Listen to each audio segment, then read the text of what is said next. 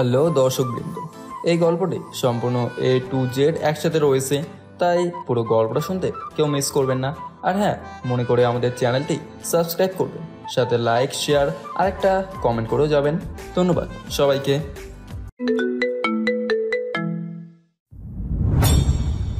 Please তুই চলে যা আমার রুম থেকে, আমাকে কোনো বিপদে ফেলিস না দয়া করে।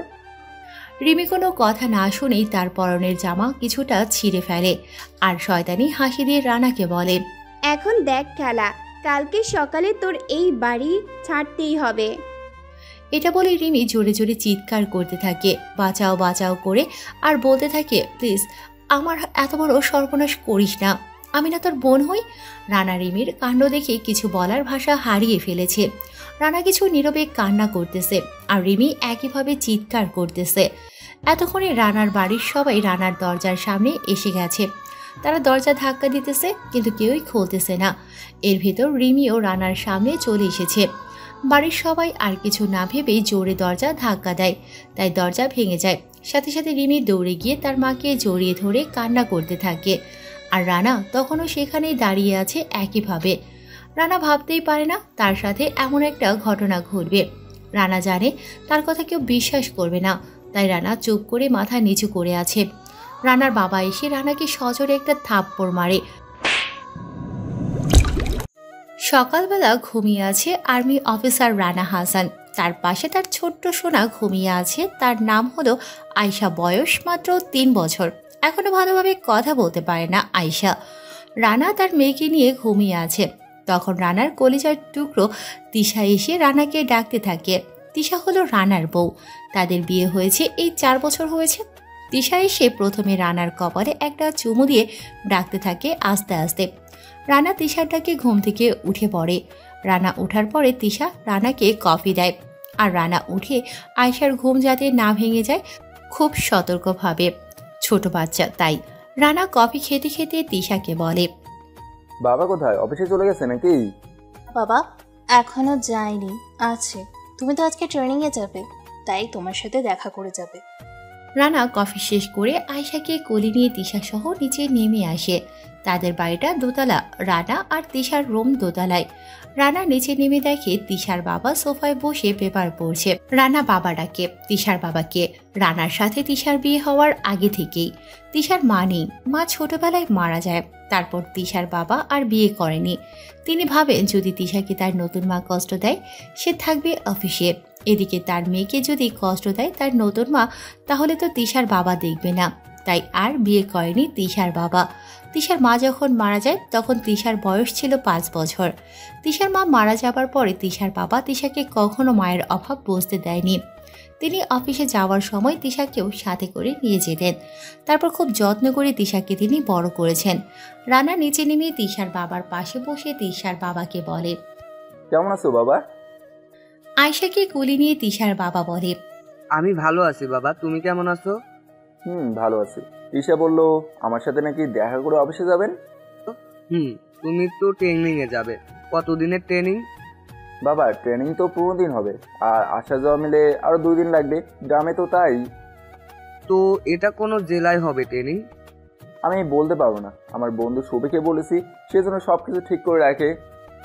শুভ হলো রানার বন্ধু আর রানার সহকর্মী। রানা আর শুভ একসাথে আর্মিতে যোগ দিয়েছে, সেখান থেকে তাদের পরিচয়। আর রানা যে এখন ট্রেনিংয়ে যাবে, ওটার দায়িত্ব পড়েছে রানা আর শুভর উপর। তারা 20 জন সেনাকে ট্রেনিং দেওয়ার জন্য গ্রামে নিয়ে যাবে। কিন্তু কোথায় ট্রেনিংয়ে যাবে তা রানা এখনো জানে না, জানার চেষ্টা করে না। শুভ সব জেনে রেখেছে। রানা আর শুভ তাদের টিম নিয়ে তাঁবু বানিয়ে থাকবে গ্রামে। রানা আর তিশার বাবা কথা বলতেছে। তখন আয়শা রানাকে বলে ওঠে, আব্বু আব্বু আমি যাবো তোমার সাথে। না শোনা, তুমি ওখানে যেতে পারবে না, তুমি তোমার নানা ভাইয়ের সাথেই ঘুরতে যেও বিকেলে। হ্যাঁ নানু ভাই, তোমাকে আর তোমার আম্মুকে আমি বিকেলে ঘুরতে নিয়ে যাব। আচ্ছা ঠিক আছে নানা ভাই। তখন তিশা সবাইকে ডাক দিয়ে বলে, সবাই নাস্তা করতে এসো এখন। আসতেছি, তুমি সব রেডি করে রাখো মা। সব রেডি করে রেখেছি, এখন আসো তো, না হলে রানারও দেরি হয়ে যাবে। তারপর তিশার বাবা আর রানা আয়শাকে নিয়ে চলে যায় নাস্তার টেবিলে। সেখানে গিয়ে সবাই মিলে নাস্তা করে নেয়। নাস্তা করার পরে রানা তিশার বাবাকে বলে, বাবা আজকে কি অফিসে না গেলে হয় না? আজকে না গেলে অফিসে যেও না, আমি তো এখন বের হয়ে যাব, তুমি ওদেরকে নিয়ে একটু ঘুরে আসো। আচ্ছা ঠিক আছে বাবা, তুমি চিন্তা করো না, তুমি বের হওয়ার পরেই ওদেরকে নিয়ে আমি ঘুরতে যাব। রানা আরও কিছু সময় তিশার বাবার সাথে কথা বলে, তার রুমে চলে আসে। রানার সাথে তিশাও আসে, এসেই রানাকে বলে, এতদিন থাকতে হবে তোমাকে ছাড়া? আরও আগে আসতে পারবে না? কি বলো তুমি? আর আজকে তো নতুন না, আমার তো বছরে 2 থেকে 3 বার এমন ট্রেনিংয়ে যেতে হয়, তাই না? তিশা রানাকে জড়িয়ে ধরে বলে, ঠিক আছে, তুমি সাবধানে থাকবে কিন্তু। রানাও তার কলিজার টুকরোকে জড়িয়ে ধরে বলে, কেন এই খ্যাত ছেলেটাকে এত ভালোবাসো তুমি? আমি বুঝলাম না কিছু। রানার গায়ের রং কালো, তবে একদম বেশি কালো না। রানাকে তেমন একটা ভালো লাগে না, কিন্তু রানার মনটা খুব ভালো, তাই তো তিশা রানাকে এত ভালোবাসে। তিশা তার নিজের চাইতে বেশি রানাকে ভালোবাসে। তিশা দেখতে একদম পরীর মতো সুন্দর, যে কোনো ছেলে দেখলে ফিদা হয়ে যাবে, কিন্তু তিশা শুধু রানার জন্য পাগল। তিশা রানার কথা শুনে বলে, মানুষের রূপ দেখে ভালোবাসতে নেই, এটা আমার বাবা আমাকে ছোটবেলা থেকে বলে এসেছে। আমিও বাবার কথা সবসময় মেনে এসেছি। আমি তোমার রূপ দেখে ভালোবাসি না, তোমার মন দেখে ভালোবেসেছি। রানা তিশার কপালে চুমু দিয়ে বলে, বুঝলাম পাগলি, এখন ছাড়ো, আমার তো রেডি হতে হবে নাকি? তিশা মুচকি হেসে রানাকে ছেড়ে দেয়। রানা রেডি হয়ে নেয় কালো শৈলে আর্মির পোশাক রানাকে ভালোই মানিয়েছে। রানা রেডি হয়ে তিশাকে বলে, চলো নিচে যাবে আমার সাথে, আমি তো এখন চলে যাব। চলো, আয়শাও নিচে আছে বাবার সাথে। রানা তিশাকে নিয়ে নিচে চলে আসে। এসে দেখে আয়শা তার নানার কোলে বসে আইসক্রিম খাচ্ছে। তা দেখে তিশা আয়শাকে বলে, আয়শা, আইসক্রিম কোথায় পেয়েছো? ফ্রিজ খুলেছো তুমি? না আম্মু, নানাবাই দিয়েছে আমাকে। হ্যাঁ মা, আয়শাকে আমি ফ্রিজ থেকে আইসক্রিম দিয়েছি, ও ফ্রিজ খুলেনি। রানা আয়শাকে কোলে নিয়ে বলে, বাবা আমি এখন যাই তাহলে, আপনি একটু ওদের দেখে রাখবেন। সে তোমার চিন্তা করতে হবে না বাবা, তুমি মন দিয়ে তোমার কাজ করো। মা তোমার জন্য কি আনবো আসার সময়? আব্বু আমার জন্য চকলেট আর আইসক্রিম আনবা? ঠিক আছে মামুনি, বাবা চলে যাচ্ছি, তুমি কোনো দুষ্টুমি করবে না, আর মার কথা সবসময় শুনবে। আচ্ছা আব্বু, শুনবো। রানা মেয়ের কপালে একটা চুমু খেয়ে তিশার কোলে দিয়ে দেয় আয়শাকে। তারপর সবার কাছ থেকে বিদায় নিয়ে চলে যায় ক্যাম্পে। সেখানে গিয়ে দেখতে পায় শুভকে। শুভ দাঁড়িয়ে আছে। রানা গিয়ে শুভকে বলে, কি অবস্থা বন্ধু? বন্ধু, আমি ভালো আছি, তোর কি খবর? আমার অবস্থা তো খুব ভালো। ভালো তো থাকবি, বউ আছে না। আচ্ছা, আমার মামিটার কি খবর রে? সে ভালো আছে। তুই বিয়ে করবি কবে? তোকে কতবার বলেছি বিয়ে করতে, তুই তো করবি না, আবার আমাকে হিট লাগিয়ে কথা বলিস। তুই বিয়ে করে তুই ভালো থাক। করব। মা বাবা ও যে মিলে চাপ দিতেছে, এবার মনে হয় বিয়েটা করাই লাগবে। আর মা তো আজকে বলেছে মেয়ে নাকি একটা তার খুব পছন্দ হয়েছে। রানা মন খারাপ করে বলে, ও তাহলে বিয়েটা করে নে, মা বাবাকে কষ্ট দিস না। আচ্ছা তুই থাক, আমি আসতেছি একটু। শুভ বুঝতে পেরেছে কেন রানা মন খারাপ করেছে। মার কথা বলতেই শুভ রানার ব্যাপারে সব জানে এবং রানাকে যথেষ্ট বিশ্বাস করে। শুভ জানে রানা এখন তার মায়ের কথা মনে করে কান্না করবে, তাই শুভ কিছু না বলে চুপ করে আছে। মানুষ কাঁদতে চাইলে কাঁদতে দেয়া ভালো, তাহলে কষ্টটা কিছুটা হলেও দূর হয়ে যায় মন থেকে। রানা একটা নিস্তব্ধ জায়গায় গিয়ে তার মায়ের কথা মনে করতে থাকে।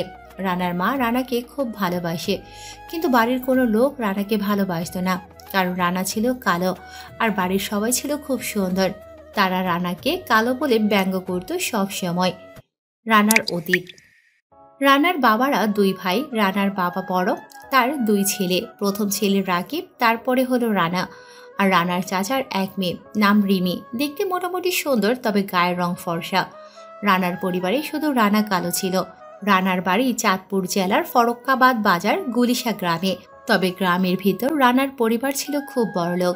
ফরক্কাবাদ বাজারে 2টা দোকান বড় নাম করা, একটা চালায় রানার বাবা, আরেকটা রানার চাচা।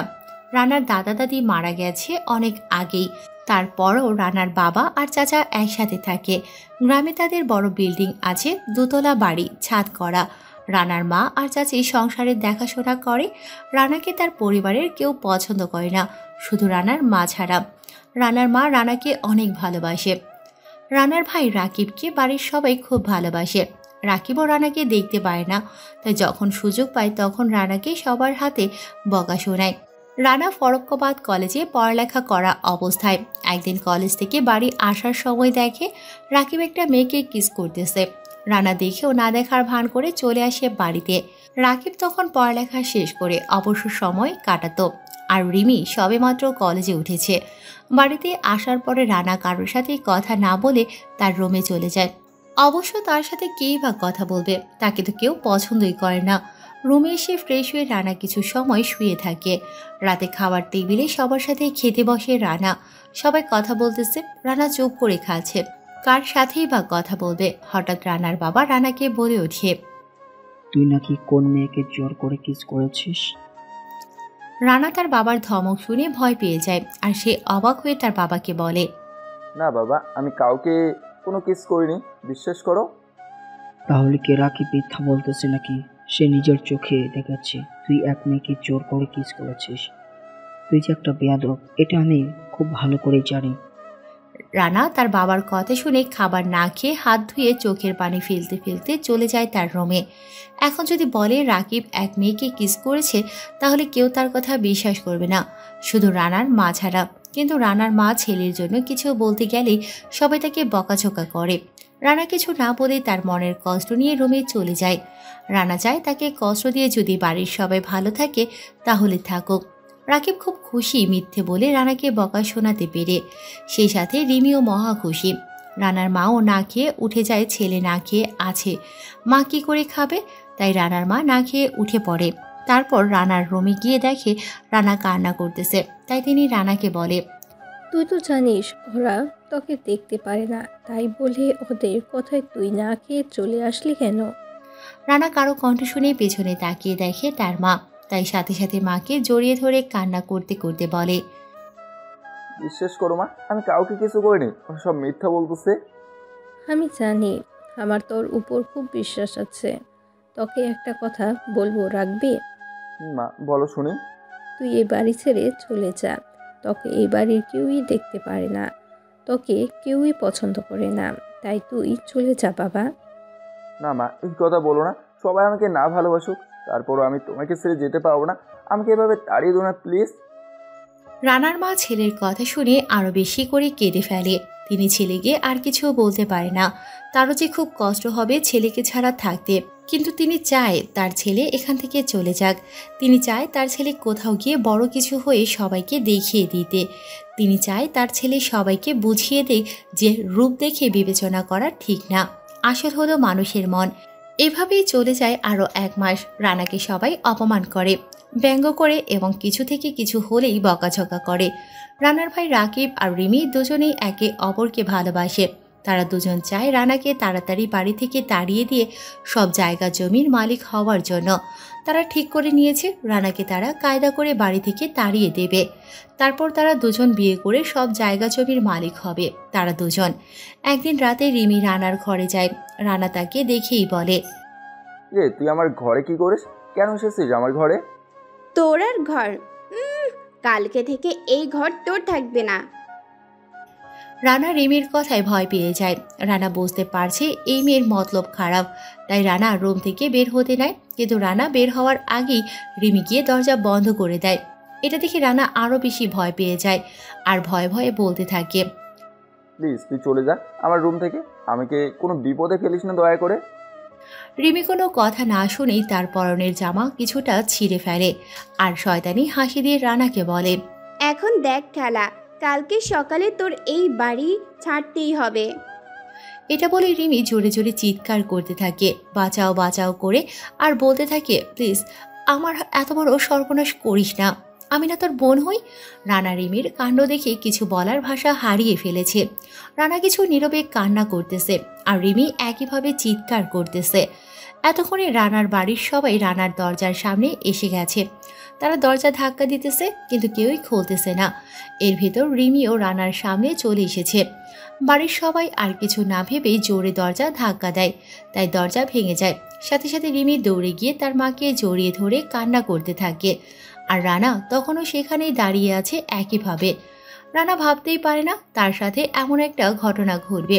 রানা জানে তার কথা কেউ বিশ্বাস করবে না, তাই রানা চুপ করে মাথা নিচু করে আছে। রানার বাবা এসে রানাকে সজোরে একটা থাপ্পড় মারে ঠাস করে আর বলতে থাকে, ছি, আমি ভাবতেই পারিনি তুই এত নিচে নেমে গেছিস। বাবা বিশ্বাস করো, আমি কিছু করিনি, ও ইচ্ছে করেই এমন করছে। তখন রানার চাচা এসে রানাকে আরেকটা থাপ্পড় মারে। রানা থাপ্পড়ে চড়ে নিচে বসে পড়ে। তখন রানার চাচা বলতে থাকে, তোর এত বড় সাহস, তুই আমার মেয়ের সর্বনাশ করতে চেয়েছিস, এখন আবার তারে মিথ্যাবাদী বলতেছিস? তাহলে আমরা ভুল দেখেছি নাকি? রানা থাপ্পড় খেয়ে ঠোঁট কেটে রক্ত পড়তেছে। তার মুখ দিয়ে এখন আর কোনো কথাই বের হচ্ছে না। তখন রানার ভাই রাকিব বলে ওঠে, বাবা, আমি ভাবতেই পারিনি আমার ভাই হয়েও এতটা খারাপ হতে পারে। তাই বলছি কি, এই বেয়াদবকে বাড়ি থেকে বের করে দাও, না হলে আবার কার সর্বনাশ করে কে জানে। তাই করব। ওর মতো বেয়াদব তো আর বাড়িতে রাখা যাবে না। ওর চেহারা যেমন কালো, তেমনি ওর মনও কালো। তাই ওকে বাড়ি থেকে বের করে দেওয়াই ভালো। রাস্তার কুকুর রাস্তায় বানায়, বাড়িতে না। রানা সবার কথা শুনে খুব কষ্ট পায় মনে। তারপরও সে এই বাড়িতে থাকতে চায়। তাই রানা তার মায়ের পা ধরে কান্না করতে করতে বলে, মা, ও মা, তুমি তো আমাকে বিশ্বাস করো, বলো না মা, আমি এসব কিচ্ছু করিনি। বিশ্বাস করো মা, আমাকে ওরা ফাঁসাইতে চাইতেছে। রানার মা ঠিকই বুঝতে পারছে রানা কোনো কিছুই করেনি, তাকে ফাঁসানো হচ্ছে। তারপরও তিনি কিছু না বলে চুপ করে আছে। তিনি চায় তার ছেলে এরকম কষ্ট পাওয়ার থেকে বাড়ি ছেড়ে চলে যাক, তাহলে আর চোখের সামনে নিজের ছেলের কষ্ট দেখতে হবে না। রানা তার মাকে চুপ থাকতে দেখে আরও বেশি করে কান্না করে দেয়। রানা এবার বুঝতে পারছে যে সে আর এই বাড়িতে থাকতে পারবে না, তাই মায়ের মুখখানি একটু ভালোভাবে দেখে নেয় রানা। তখনই রানার বাবা বলে ওঠে, তোর মতো জানোয়ার আমরা আমাদের বাড়িতে রাখবো না। তুই আজকে রাতের মধ্যেই এই বাড়ি থেকে চলে যাবি। এই সবাই এসে পড়ো ওর কাছ থেকে। সবাই রানার বাবার কথা মতো রানার রুম থেকে বের হয়ে যায়। সবাই যাওয়ার পরে রানা একা একা কিছু সময় কেঁদে নেয়। রানা ভাবতে থাকে, কোথায় যাব আমি, কোথায় থাকবো আমি, কী বা খাবো আমি? ওদের কি এমন করেছি যে মিথ্যে একটা অপবাদে বাড়ি থেকে চলে যেতে হচ্ছে? রানার কাছে নিজেকে নির্দোষ প্রমাণ করার উপায় ছিল, কিন্তু সে পরিবারের সম্মানের কথা ভেবে সেটা করেনি। রানার রুমে সিসি ক্যামেরা লাগানো আছে, এটা রানা নিজেই লাগিয়েছে। কিছুদিন হলো তার রুম থেকে টাকা চুরি হয়ে যেত, তাই এটা লাগিয়েছে। পরে দেখে তার বড় ভাই রাকিব টাকা নিত। রানা যখন বাহিরে থাকে তখন রানা এখন ইচ্ছে করলে সবাইকে ক্যামেরাতে ভিডিও দেখাতে পারত, কিন্তু রানা ভাবছে এটা বাহিরের মানুষ জানতে পারলে রিমিকে নিয়ে সবাই খারাপ কথা বলবে। রানা ভাবছে এটা বাহিরের মানুষ জানতে পারলে সবাই তার পরিবারকে নিয়ে হাসাহাসি করবে, লজ্জা দেবে। তাই রানা ভিডিওর কথা কাউকে বলে না বাড়ির। তারা রানাকে পরিবারের কেউ না ভাবলেও রানা ঠিকই তাদেরকে খুব আপন ভাবত। রানা আস্তে আস্তে তার প্রয়োজনীয় জিনিসপত্র গুছিয়ে নেয়, কিছু জামা কাপড়ও নিয়ে নেয়, কলেজেরও কিছু দরকারি কাগজপত্র নিয়ে নেয়। তারপর সিসি ক্যামেরাটা খুলে সেটাও সাথে করে নিয়ে নেয়। এভাবে সব কিছু নেয়ার পরে একটা চিঠি লিখে টেবিলে রেখে দেয়। চিঠিটা লিখেছে তার মাকে নিয়ে। তারপর সব নিয়ে রুম থেকে বের হয়ে দেখে বাহিরে কেউ নেই, সবাই মনে হয় যার যার রুমে আছে। রানা ভালোভাবে পুরো বাড়িটাকে একটু চোখ বুলিয়ে নেয়, হয়তোবা ভাবতেছে আর এ বাড়িতে আসা হবে না। এই কারণে আসার সময় তার মায়ের একটা ছবি সাথে করে নিয়ে এসেছে। রাস্তা দিয়ে রানা হাঁটতেছে। রানা সিদ্ধান্ত নিয়েছে ঢাকা চলে যাবে।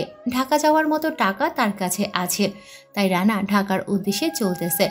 ফরক্কাবাদ বাজারে এসে সিএনজি করে চাঁদপুর এসে নামে, তারপর সেখান থেকে সদরঘাটে যায়। এরপরে ঢাকার একটা লঞ্চে উঠে পড়ে। রাতে 12টা বাজে লঞ্চ ছেড়ে দেওয়া হলো।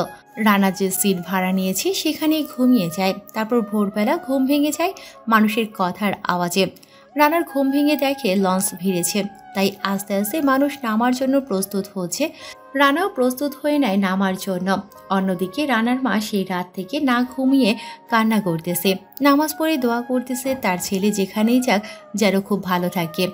তিনি সকালবেলা রানার রুমে গিয়ে সেই চিঠিটা পায়। তারপর চিঠিটা খুলে তিনি আরও কান্নায় ভেঙে পড়ে, কারণ চিঠিটায় লেখা ছিল, মা আমি জানি তুমি আমার রুমে একবার হলেও আসবে, তাই তো সেই আশা নিয়ে চিঠিটা লিখে রেখেছি। আমি জানি তুমি আমাকে খুব বিশ্বাস করো, তুমি এটাও বিশ্বাস করো আমি রিমির কোনো সর্বনাশ করতে চাইনি, তারাই আমাকে ফাঁসিয়েছে কায়দা করে।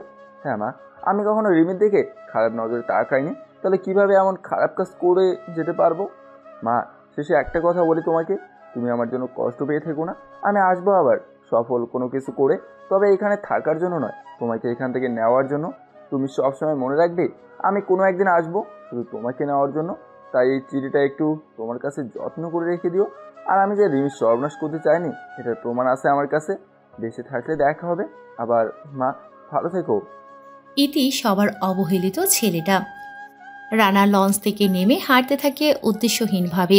কোথায় যাবে কি করবে সে নিজেও জানে না, তাই একমনে রাস্তা দিয়ে হেঁটে চলছে।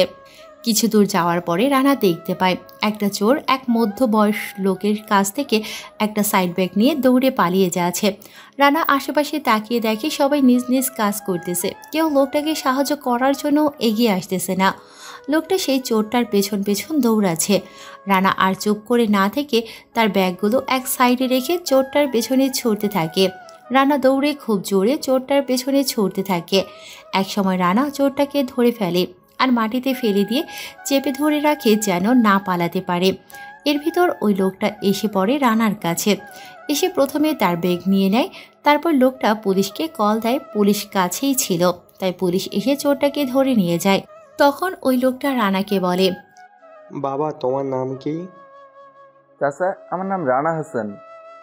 আমি রাজ্জাক, সবাই আমাকে রাজ্জাক সাহেব বলে ডাকে। ঢাকাতে আমার বড় ব্যবসা আছে, ব্যাংক থেকে টাকা নিয়ে বাড়ি যাব। কখন কোথা থেকে এই চোরটা আমার সাইড ব্যাগটা নিয়ে দৌড় দেয়। আমার এই ব্যাগে 1 কোটি টাকা আছে, কিন্তু মালামাল লাগবে তাই নিয়েছি। তবে তুমি আমার যে উপকার করেছ আমি সারা জীবন মনে রাখবো। না চাচা এভাবে বলবেন না, এটা আমার দায়িত্ব ছিল। এখানে আপনার জায়গায় অন্য কেউ হলেও আমি একই কাজ করতাম। তো বাবা তুমি থাকো কোথায়? তোমার বাবা মা কি করে? আমি ঢাকা শহরে নতুন এসেছি আজকেই। আমার বাবা আমাকে বাসা থেকে বের করে দিয়েছে। রাজ্জাক সাহেব রানার কথা শুনে অবাক হয়ে যায়। তারপর রানাকে বলে, তুমি যদি কিছু মনে না করো তাহলে তুমি আমার সাথে আমার বাড়িতে আসো, সেখানে না হয় সব শুনবো। আর তুমি অনেকটা পথ মনে হয় জার্নি করে এসেছো, তাই তোমার একটু রেস্ট নেওয়া দরকার। রানা ভাবে আসলেই তার এখন একটু রেস্ট নেওয়া দরকার, তাই রানা যাওয়ার জন্য রাজি হয়ে যায়। তারপর রাজ্জাক সাহেব সহ রানার ব্যাগ যেখানে রেখেছে সেখানে এসে ব্যাগগুলো নিয়ে নেয়।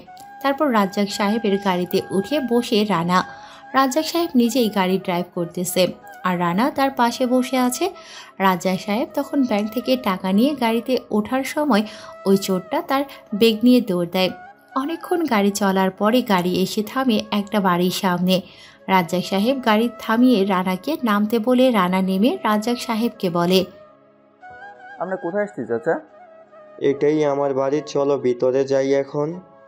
তারপর রাজ্জাক সাহেব হাঁটতে থাকে বাড়ির দিকে। রানাও তার পেছনে পেছনে যায়। রাজ্জাক সাহেব রানাকে সোফায় বসতে দিয়ে তিনি একটা রুমে যায়। এর ভিতর তিশা তার রুম থেকে বের হয়ে নিচে নেমে দেখে রানা সোফায় বসে আছে। তখন তিশা রানার সামনে এসে বলে, আসসালামু আলাইকুম। কে আপনি? ছিলাম না তো আপনাকে। রানা তিশার কণ্ঠ শুনে তাকিয়ে দেখে তিশা তার সামনে দাঁড়িয়ে আছে, তাই রানা সেদিকে আর না তাকিয়ে মাথা নিচু করে রাখে। রানা তিশার দিকে ভালোভাবে তাকায় না, তাই তিশার সৌন্দর্য দেখতে পায় না। রানা মাথা নিচু করে তিশার কথার উত্তর দেয়, ওয়ালাইকুম আসসালাম, আমি রানা হাসান, গ্রাম থেকে এসেছি। এই বাড়ির মালিক আমাকে নিয়ে এসেছে রাস্তা থেকে। রাস্তা থেকে নিয়ে এসেছে মানে? বুঝলাম না কিছু, একটু পরিষ্কার করে বলেন তো। রানা কিছু বলার আগে রাজ্জাক সাহেব এসে বলে, তিশা মা, আমি তোকে সব বলবো, তার আগে রানার সাথে আমার কথা আছে, তুই চুপ করে বসে থাক। তিশা বাচ্চাদের মতো চেহারা করে বলে, ঠিক আছে বাবা, তুমি কথা বলো, আমি বসে আছি চুপ করে, কিন্তু পরে আমাকে বুঝিয়ে বলতে হবে বলে দিলাম। সে তোকে বলতে হবে না, আমি তাকে বুঝিয়ে বলবো। রানা ওদের কথা শুনে মনে মনে বলে, কি মেরে এত বড় হয়েছে অথচ বাচ্চাদের মতো কথা বলে। রানার ভাবনার ভিতর তিশার বাবা রানাকে বলে, হ্যাঁ বাবা, এবার তুমি বলো তোমাকে কেন বাসা থেকে বের করে দিয়েছে। তবে তোমার যদি আপত্তি থাকে বলতে, তাহলে বলতে হবে না। রানা একটু ভেবে তারপর বলতে শুরু করে, না চাচা, কোনো সমস্যা নেই। তবে শুনলে মনে হয় আপনারাও বিশ্বাস করতে পারেন, এমন আছে আপনারাও ভাববেন আমি দোষী। তুমি তো আগে বলো, তাহলে বুঝতে পারবো তুমি দোষী নাকি তোমার কোনো দোষ নাই। তাহলে শুনুন আমার জীবন কাহিনী। তারপর রানা নিজের জীবন কাহিনী সব বলে দিল। রানার চোখের কোণে পানি জমে আছে। রানা তার কথা শেষ করে তিশার বাবার দিকে তাকিয়ে দেখে তার চোখে পানি এসে গেছে। তখন তিশা বলে ওঠে, বাবা তুমি বলেছ আমি যেন কথা না বলি, কিন্তু এখন বলা লাগতেছে। আচ্ছা, আপনার কাছে তো সিসি ক্যামেরার ভিডিও ছিল, ওটা কি আমাদেরকে একটু দেখাতে পারবেন? ওটা তো আমাদের পারিবারিক, তাই না দেখালে হয় না।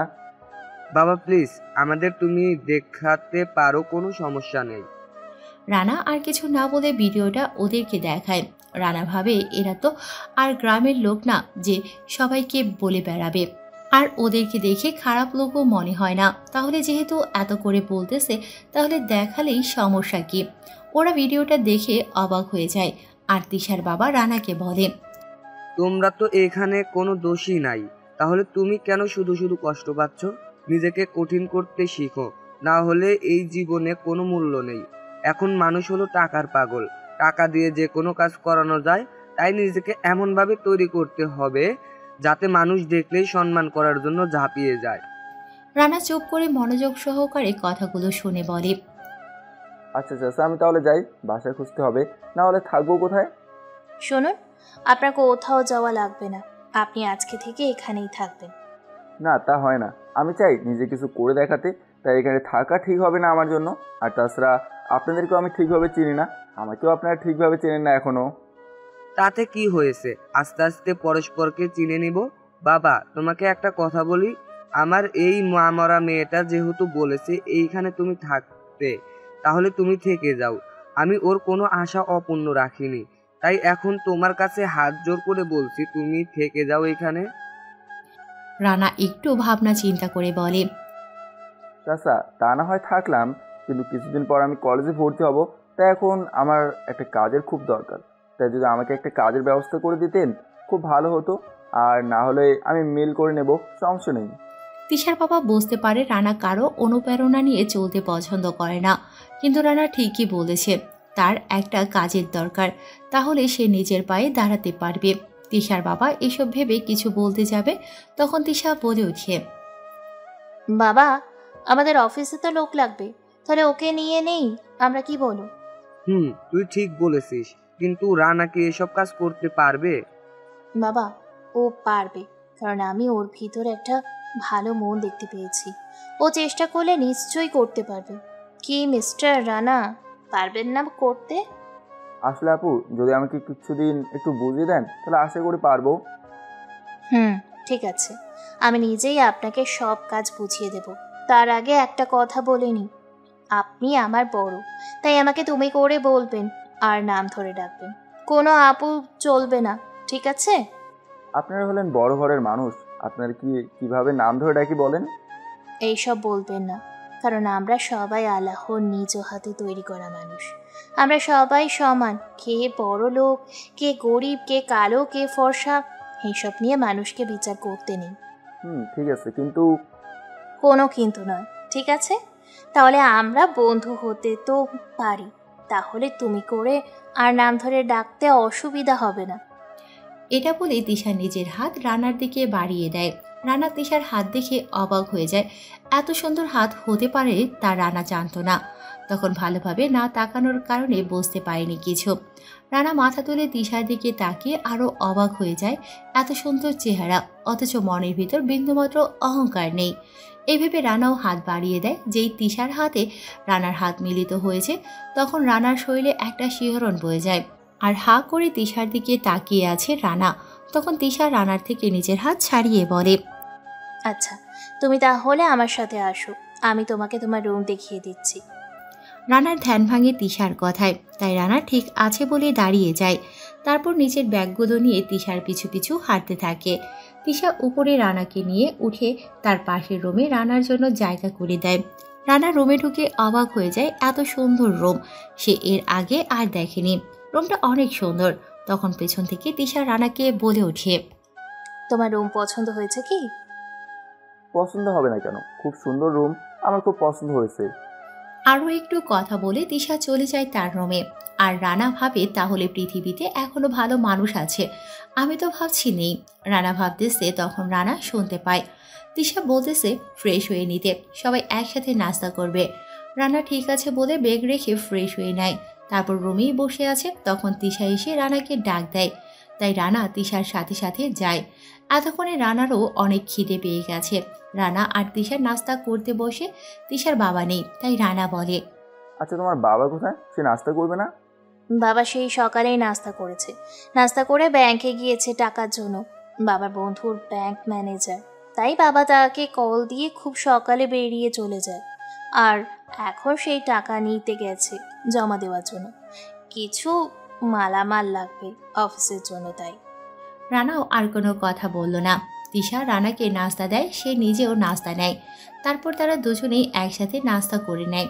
নাস্তা করার পরে দুজনে একটু গল্প করে তখন তিশা রানাকে বলে, আচ্ছা তাহলে তুমি বাড়িতে থাকো, আর কাজের লোক আছে বাড়িতে, কিছু লাগলে তাদেরকে বলিও। আমি এখন অফিসে যাব, তাই। আচ্ছা তাহলে আমিও যাব, আমি তো অফিসে জয়েন করব, তাই আমি এখন তোমার সাথে গিয়ে দেখবো কেমন।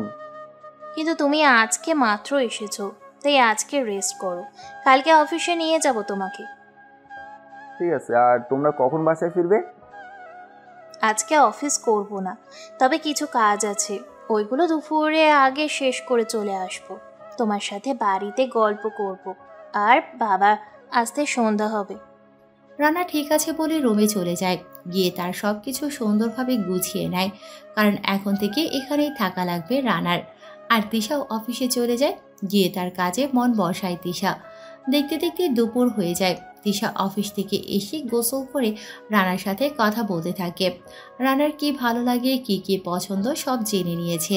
রানা মনে মনে ভাবে, সে কত সুন্দর একটা মেয়ে, অথচ আমার মতো অসুন্দর একটা ছেলের সাথে কি ভালোভাবে কথা বলতেছে। দেখতে দেখতে 2 মাস কেটে যায়। রানা ঢাকা শহরে এসেছে। এর ভিতর তিশার বাবা আর তিশা রানাকে খুব বিশ্বাস করে নিয়েছে, আর তাদের কাছে রানাকে খুব ভালো লেগে যায়। তার কারণ হলো, রানা অফিসে জয়েন করার 15 দিনের মাথায় রানা সব কাজ বুঝে যায়, এবং রানা যে কাজ ধরে তা খুব সুন্দরভাবে করে। তাই তিশার বাবা একদিন রানাকে বলে, রানা, তোমার কাজে আমি একটা জিনিস চাইবো, তুমি কি আমার সে স্বপ্ন পূরণ করবে? কি বলুন, আমি চেষ্টা করব পূরণ করার।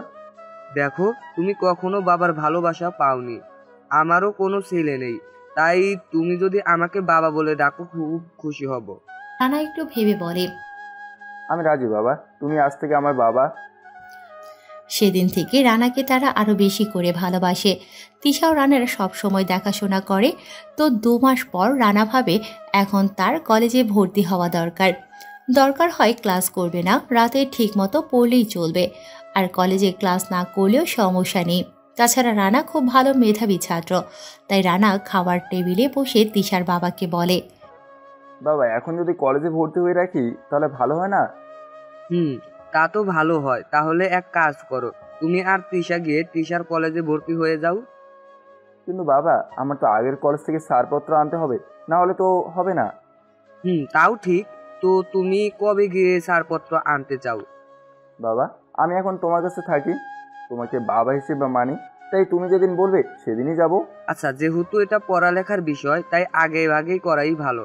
তাহলে তুমি কালকে গিয়ে নিয়ে আসো, তোমার সাথে তিশা যাবে আর সাথে করে গাড়ি নেবে। কিন্তু বাবা, তিশা গেলে অফিসকে দেখবে। ওটা নিয়ে তোমার ভাবতে হবে না, ওটা আমি দেখে নেব। সেদিনের মতো রাতটা পার হবার পরে রানা আর তিশা রেডি হয়ে নেয় পরের দিন সকালে। তারপর দুজনে গাড়িতে উঠে পড়ে। তিশা রানাকে বলেছে তিশাকে একটু তাদের গ্রামটা দেখাতে। তিশার নাকি খুব ইচ্ছে গ্রাম দেখবে, তাই রানা রাজি হয়ে যায়। যদিও রানার ইচ্ছে ছিল না, তারপরও রানা রাজি হয়, কারণ তিশাদের জন্য আজ রানা সুন্দরভাবে চলাফেরা করতে পারে। দীর্ঘ 4 ঘন্টা লেগে যায় ফরক্কাবাদ আসতে। কোনো সমস্যা না থাকায় এত তাড়াতাড়ি গাড়ি এসেছে, আর না হলে আরও বেশি সময় লেগে যেত। ফরক্কাবাদ এসে গাড়িটা এক সাইডে রেখে দেয়। তারপর রানা আর তিশা কলেজে ঢুকে পড়ে। চারিদিক থেকে ওদের দিকে সবাই অবাক হয়ে তাকিয়ে আছে। সবার বিশ্বাস হচ্ছে না রানার মতো এত অসুন্দর একটা ছেলের সাথে পরীর মতো একটা মেয়ে এসেছে। কোনো কোনো ছেলে তো তিশার সাথে লাইন মারার জন্য উঠে পড়ে লেগেছে। রানার কলেজে কোনো বন্ধু নেই, রানা কারোর সাথে চলাচল করতো না, আর কোনো ছেলেও রানাকে পছন্দ করতো না, রানার সাথে বন্ধু হতে চাইতো না। রানা তিশাকে নিয়ে সোজা অফিসে ঢুকে যায়। তারপর প্রিন্সিপাল স্যারের সাথে কথা বলে এখান থেকে ছাড়পত্র নিয়ে নেয়। প্রিন্সিপাল স্যার রানাকে খুব ভালো করে চিনে, কারণ রানা কলেজের একমাত্র মেধাবী ছাত্র ছিল। অফিসে সব কাজ শেষ করে তারা বের হয়। তিশা কলেজটা একটু ঘুরে ঘুরে দেখে নেয়। তখন কলেজের একদল বড় ভাই এসে রানাকে বলে, এই রানা, মেয়েটা কে রে? ভাই ও আমার। রানাকে থামিয়ে দিয়ে তিশা বলে ওঠে, ভাইয়া, আমার স্বামী রানা। কিছুদিন হলো আমাদের বিয়ে হয়েছে, আমরা ঢাকাতে থাকি। আচ্ছা, আমরা তাহলে আসি। ভাইয়া, এই রানা চলো। রানা তিশার কথা শুনে অবাক হয়ে যায়। এই মেয়ে বলে কি, পাগল হয়ে গেল নাকি? আর এইদিকে বড় ভাইরাও মনে মনে কষ্ট পায়। এত সুন্দর মেয়েটা নাকি রানার মতো অসুন্দর একটা ছেলের বউ। রানা তিশার সাথে একটু দূরে এসে বলে, এই তুমি কি পাগল হয়ে গেছো নাকি? ওদের কাছে কেন বলছো তুমি আমার বউ? আরে তো কি হয়েছে? যদি এটা না বলতাম তাহলে তো ওরা আমাদের পিছনে ঘুরঘুর করতো, আর আমার এসব একদম ভালো লাগে না, তাই বলেছি। বুঝলাম। আচ্ছা তাহলে চলো, তোমাকে আমাদের গ্রামটা একটু ঘুরিয়ে দেখিয়ে চলে যাব। এই বলে তিশাকে নিয়ে যে গেটের দিকে এগিয়ে যাবে, তখন কোথা থেকে রিমি এসে রানাকে বলে, কে রে, আবার এসেছিস এখানে? তুই আমার সর্বনাশ করতে চেয়েছিলি, আর এখন এই মেয়েটার সর্বনাশ করবি নাকি আপু? এই ছেলেটা একদম ভালো না, ও একটা চরিত্রহীন। রিমি এগুলো বলতেছে যাতে তিশা রিমির কথা বিশ্বাস করে রানাকে অপমান করে সবার সামনে। কিন্তু রিমি তো জানে না তিশা সব জানে, আর তাদের কাছে প্রমাণও আছে। রানা তিশার কথা শুনে যে কিছু বলতে যাবে, তার আগেই তিশা রিমির গালে ঠাস করে একটা থাপ্পড় বসিয়ে দিয়ে বলে, চরিত্রহীন তো তুই কি মনে করেছিস আমি কিছু জানি না? আরে, রানার কাছে তোর সব কুকর্মের প্রমাণ আছে, কিন্তু সে বাড়িতে বলে নাই। তোর মান সম্মান চলে যাবে এই কারণে। এখন আমি বলছি, তোর জন্যই ভালো হয়ে যা, এখনো সময় আছে। মানুষের খারাপ করতে চাইবি না কখনো। আর চিন্তা করিস না, রানা এখানে থাকতে আসেনি, রানা এসেছে একবারে এখান থেকে চলে যেতে। এ বলে তিশা রানার হাত ধরে বের হয়ে যায়। তারপর দুজনে মিলে গ্রামটা একটু ঘুরে আবার ঢাকার উদ্দেশ্যে রওনা দেয়। চাঁদপুর এসে তারা কিছু খেয়ে নেয়। তারপর একটু রেস্ট নিয়ে আবার ঢাকা চলে যায়। বাড়িতে যেতে যেতে সন্ধ্যা নেমে যায়, তাই বাড়িতে গিয়ে গোসল করে নেয় তারা। তারপর রাতের খাবার খেয়ে ঘুমিয়ে যায়। পরের দিন সকালবেলা ঘুম থেকে উঠে রানা আর তিশা কলেজে গিয়ে ভর্তি হয়ে নেয়। কলেজে ভর্তি হয়েছে ঠিক, কিন্তু ক্লাস করে না তারা। সপ্তাহে একদিন কলেজে যায় তিশা আর রানা, আর 5 দিন অফিসের দেখাশোনা করে বাকি একদিন তারা ঘোরাঘুরি করে, সময় পার করে দেয়। এভাবেই রানার জীবন চলতেছে। এর ভিতর তিশা রানার প্রতি অনেক দুর্বল হয়ে পড়েছে। মানে তিশা রানাকে ভালোবেসে ফেলেছে, কিন্তু রানা এসবের ধারে কাছেও নেই। রানা তাকে ভালো বন্ধু ভাবে। তিশা রানাকে ভালোবেসে ফেলেছে, এটা রানাকে জানায় না, তবে কিছু কিছু কাজে বুঝিয়ে দেয়। রানা বুঝতে পারে, কিন্তু তারপরও রানা না বোঝার ভান করে থাকে, কারণ রানা চায় না তিশার বাবার খেয়ে তিশার বাবার পরে তার সাথে বেইমানি করতে। কারণ তিশার বাবা যদি রানাকে না আনতো এই জায়গায়, তাহলে রানা হয়তো কোথাও পড়ে মরে থাকতো। এভাবেই রানার এখানে 2 বছর পার হয়ে যায়। রানার পড়ালেখাও শেষ হয়ে গেছে। কিছুদিন হলো ফাইনাল পরীক্ষা দিয়েছে, ওটার রেজাল্ট দেবে এখন। তো একদিন তিশার বাবা আর তিশা সহ রানার রাতের খাবার খাচ্ছে। তখন তিশার বাবা রানাকে বলে, তুমি তো নিজের পায়ে দাঁড়াতে চাইছো, এতদিন পড়ালেখার জন্য পারোনি, তাই এখন বলতেছি। আমার একটা বন্ধু আছে, সে আর্মির মেজর, তাকে তোমার কথা বলেছি। সে বলেছে রেজাল্ট দিলে তার সাথে দেখা করে ট্রেনিংয়ে যেতে। এখন তুমি কি বলো? বাবা, আমার কোনো সমস্যা নেই। আর তাছাড়া আমি যদি দেশের সেবা করার সুযোগ পাই তাহলে অবশ্যই করব। তুমি তাকে বলে দিও। ঠিক আছে, আমি রাজি, কোনো সমস্যা নেই। তারপর খাওয়া দাওয়া শেষ করে তিশার বাবা তার রুমে চলে যায়। তখন তিশা রানাকে বলে, রানা, তোমাকে একটা কথা বলার ছিল। আরে এভাবে বলার কি আছে, কি বলবে বলো। আসলে আমি ঘুরিয়ে পেঁচিয়ে বলতে চাই না, আমি তোমাকে ভালোবাসি অনেক আগে থেকেই, কিন্তু ভয় হতো যদি তুমি আমাকে না ভালোবাসো, তাই বলতে পারিনি। তবে তোমাকে অনেকবার বোঝানোর চেষ্টা করেছি আমি। আমাকে ফিরিয়ে দিও না রানা। রানা যে ভয়টা পেয়েছে সেটাই হয়েছে। রানা অবাক হয়ে তিশাকে বলে, দেখো তিশা, তুমি অনেক সুন্দর একটা মেয়ে, যে কোনো ছেলে দেখলে তোমাকে পছন্দ করবে, কিন্তু তুমি আমার মতো অসুন্দর, আর আমার তো কোনো থাকার জায়গাও নেই, তাই আমি তোমাকে ভালোবাসতে পারবো না। তোমার বাবা যদি আমাকে না জায়গা দিত, তাহলে আমি এত ভালোভাবে থাকতে পারতাম না। আমি পারবো না তোমার বাবার বিশ্বাস নিয়ে খেলা করতে, আমি পারবো না তোমার বাবার সাথে বেইমানি করতে, তাই আমাকে মাফ করে দিও। তুমি আমার থেকে 1000 গুণ ভালো ছেলে পাবে। এই বলে রানা আর কিছু শোনার চেষ্টা না করে রুমে চলে আসে। আর অন্যদিকে তিশার বাবা তিশা আর রানার সব কথা শুনে খুব খুশি হয়, কারণ তিশার বাবা রানাকে খুবই পছন্দ করে ফেলেছে। তিনি আগেই ভেবে রেখেছে এই ব্যাপারেই, কিন্তু তিনি মনে করেছে তিশা রানাকে পছন্দ করবে না। এখন দেখে তিশা রানাকে পছন্দ করে, তাই তিনি তিশার কাছে যায়, গিয়ে তিশাকে বলে, তুমি কি রানাকে সত্যিই ভালোবাসিস? তুই কি রানাকে সত্যিই ভালোবাসিস, নাকি পরে আবার বলবি এমনি সময় কাটানোর জন্য এমন করেছিস? বাবা, আমি সত্যিই রানাকে ভালোবেসে ফেলেছি। আমি জানি রানাও আমাকে পছন্দ করে, কিন্তু তোমার জন্য বলে না, কারণ সে সত্যিই চায় না তোমার মনে কষ্ট দিতে। রানাকে বিয়ে করে তার পাশে সারা জীবন থাকতে পারবি, নাকি পরে বলবি রানা কালো, রানা অসুন্দর, তার সাথে থাকতে পারবো না? বাবা, আমি কখনো কাউকে ভালোবাসিনি, শুধু রানাকে ভালোবেসেছি।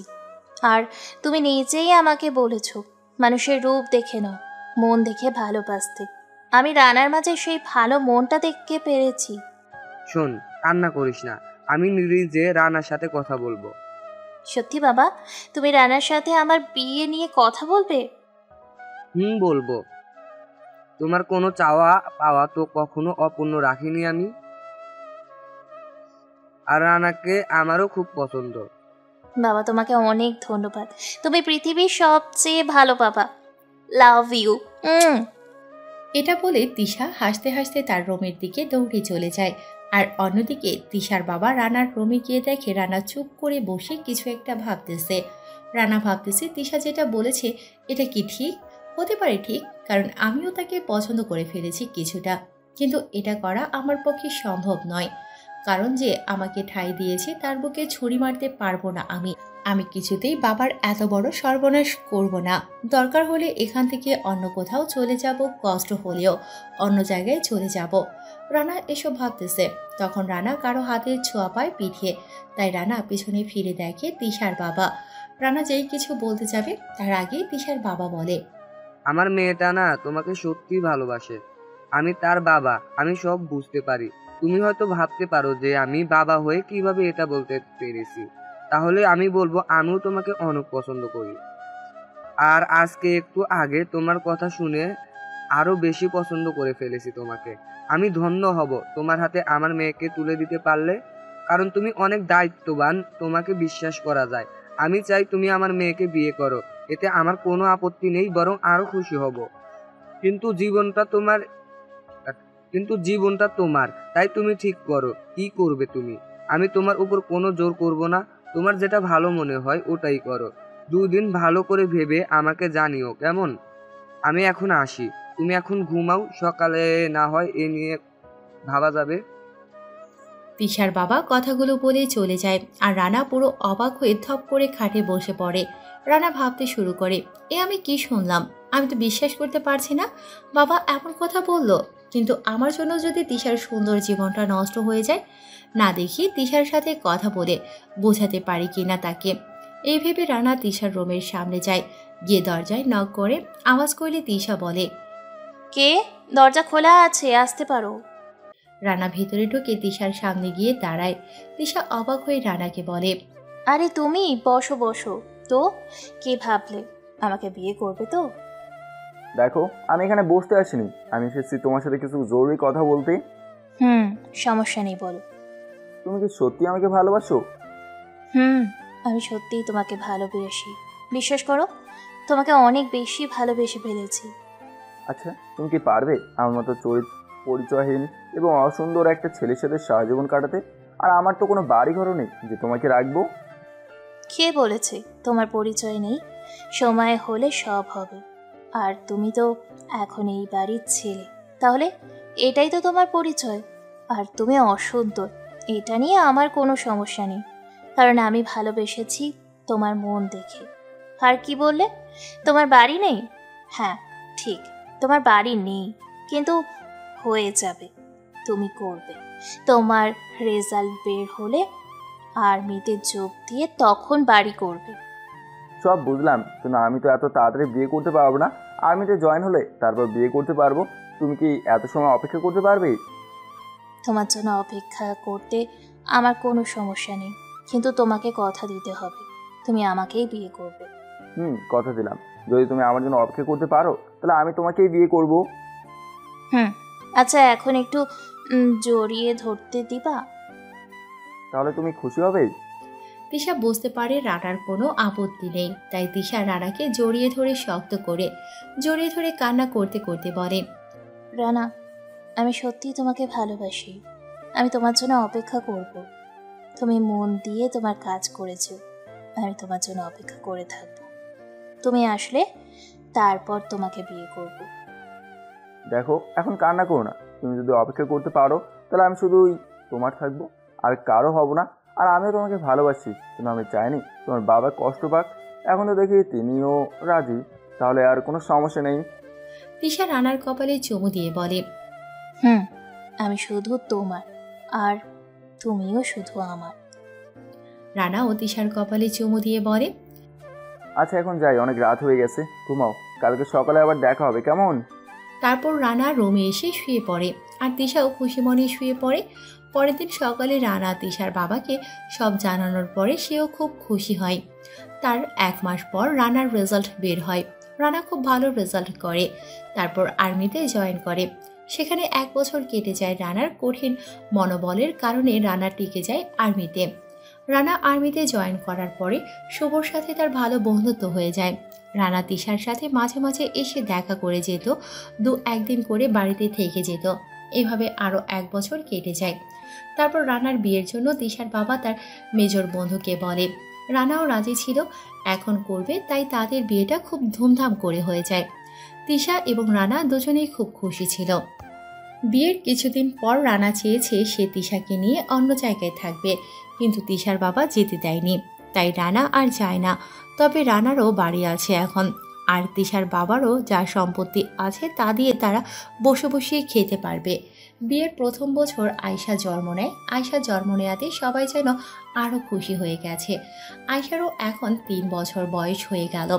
আর রানা তার পরিবার থেকে আলাদা হয়েছে এই 8 বছর। এই 8 বছরে রানা অনেক কান্না করেছে শুধু তার মায়ের জন্য। বর্তমান রানা তার মায়ের কথা মনে করে অনেক কান্না করেছে। তারপর হাত মুখ ধুয়ে আবার শুভর কাছে এসে বলে, সবাই তো রেডি, তাহলে এখন যাওয়া যাক। ঠিক বলেছিস, চল তাহলে। তারপর তারা রওনা হয় তাদের গন্তব্যে। বাসে করে যাচ্ছে সবাই। অনেকজন থাকার কারণে আর প্রয়োজনীয় জিনিস নেয়ার কারণে বাস নেওয়া হয়েছে। এটা একটা আর্মিদের বাস। রানা ঘুমিয়ে আছে বাসে, কেউ তাকে ডিস্টার্ব করতেছে না। শুভ সবাইকে বলে দিয়েছে যে যা জিজ্ঞেস করতে চাই শুভকে যেন বলে, রানাকে যেন কোনো ডিস্টার্ব না করে।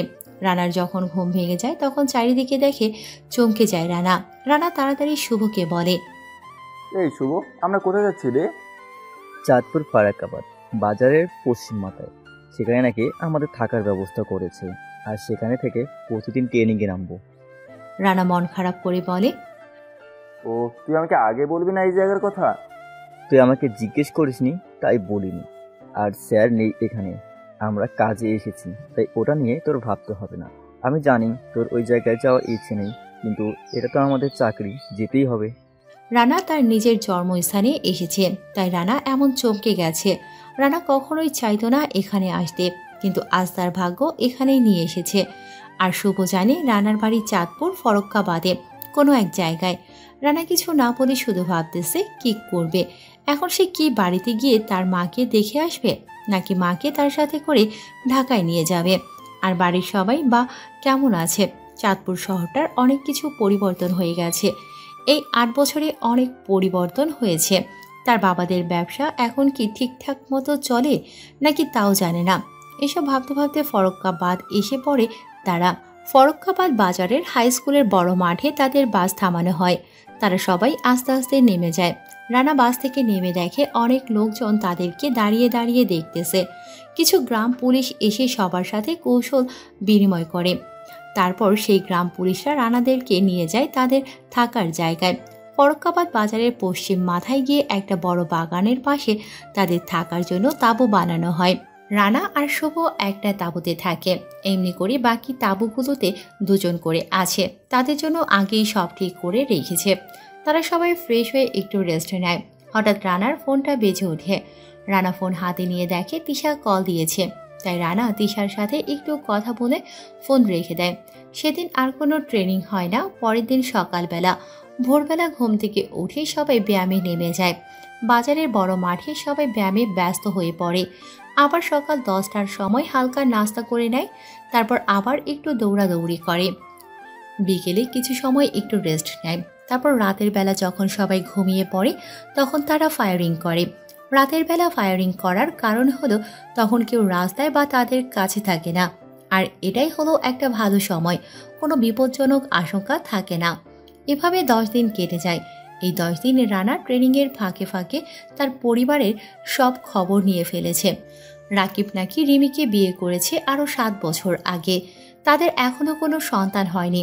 ডক্টর নাকি বলে দিয়েছে তাদের সন্তান হবে না। রিমির সমস্যা আছে তাই।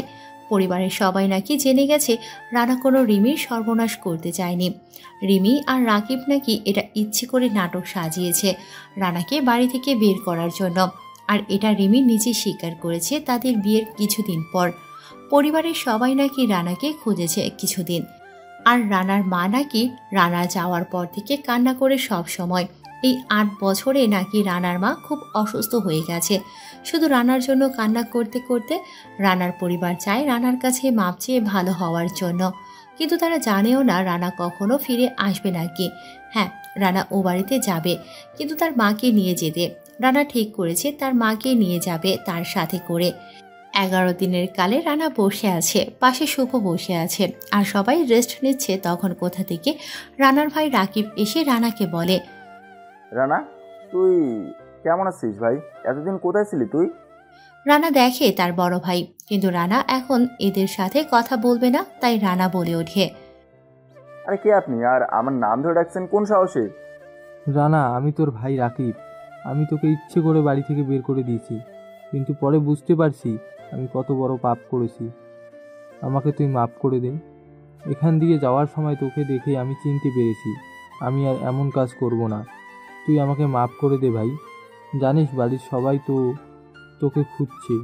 যখন সব সত্যি কথা জানতে পারছে, আর মা তো শুধু তোর জন্য এখনও কান্না করে। তুই চলে আয়, বিনিময়ে তুই আমাকে যা শাস্তি দিবি আমি সব মাথা পেতে নেব। রানা সব শুনে তারপরও রাগ দেখিয়ে রাকিবকে বলে, দেখেন, আপনি ভুল ভাবছেন। আমি কোনো আপনার ভাই না, আর আমাকে ডিস্টার্ব করবেন না। এই চাচা, এনাকে এখান থেকে বিদায় করুন। আমি এখন একটু ঘুমাবো, কেউ যেন ডিস্টার্ব না করে আমাকে।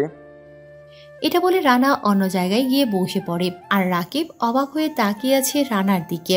একটু পরে গ্রাম পুলিশ এসে রাকিবকে তাড়িয়ে দেয়। রাকিব কান্না করতে করতে বাড়িতে চলে যায়। বাড়ির সবাই রাকিবকে দেখে অবাক হয়ে যায়। তখন রানার বাবা রাকিবকে জিজ্ঞেস করে, কিরে, এইভাবে কান্না করছিস কেন? তুই তো ছোট্ট বাচ্চা না, কি হয়েছে বল? এর মধ্যে বাড়ির সবাই এক হয়ে গেছে। তখন রাকিব এক এক করে সব কথা বলে সবাইকে। এসব শুনে সবাই খুব অবাক হয়ে যায়। তখন রানার চাচা বলে, ভাই, আমার মনে হয় রানার কাছে মাপ চাওয়া দরকার আমাদের সবার, কারণ আমরা তার সাথে দিনের পর দিন অনেক অন্যায় করে এসেছি। রানার বাবার মনও তাই চায়, রানার কাছে মাপ চেয়ে তাকে আবার এ বাড়িতে ফিরিয়ে আনতে। তখন রানার বাবা বলে, তা না হয় করলাম, কিন্তু একটা জিনিস মাথায় আসছে না, রানা কিভাবে আর্মিতে জয়েন হলো? ভাই, হতে পারে কোনো ভালো লোকের কাছে রানা ছিল, তার হাত ধরে এতটুকুতে এসেছে। আর রানার কাছ থেকে তো জানতে পারবো, তাই না? আচ্ছা, তাহলে চল দেখি রানা আমাদের মাফ করে কিনা। তার সাথে যে অন্যায় করেছি আমি তার বাবা হয়ে মনে হয় না। আমাকে সে মাফ করবে। পৃথিবীতে মনে হয় একমাত্র আমি আছি যে তার ছেলেকে আদর তো দূরের কথা, ভালোভাবে কথাই বলিনি। ভাই, এসব কথা এখন বাদ দেন। আমরা সবাই তো ওর সাথে খারাপ ব্যবহার করেছি, এখন দেখি কি হয়। আমরা যাই আগে। আচ্ছা তাহলে চল। রাকিব, তুই যাবি? বাবা, যাবো আমি। বাবা আমিও যাব, চলো। তখন রানার চাচি বলে ওঠে, আমিও যাব। কিন্তু রানার মা চুপ করে এক জায়গায় দাঁড়িয়ে আছে। তখন রানার বাবা বলে, বাড়ির সবাই যাবে, তুমি যাবে না? না, আমি যাব না। আমি কখনো আমার ছেলেকে দেখতে যাব না। সে নিজেই আসবে আমার কাছে। আর আমি খুব ভালো করেই জানি রানা তোমাদের সাথে আসবে না। রানা এই বাড়িতে আসবে শুধু আমাকে নেওয়ার জন্য। যেদিন রানা আসবে সেদিন আমি রানার সাথেই চলে যাব। তাই এখন আমার যাওয়ার দরকার নেই।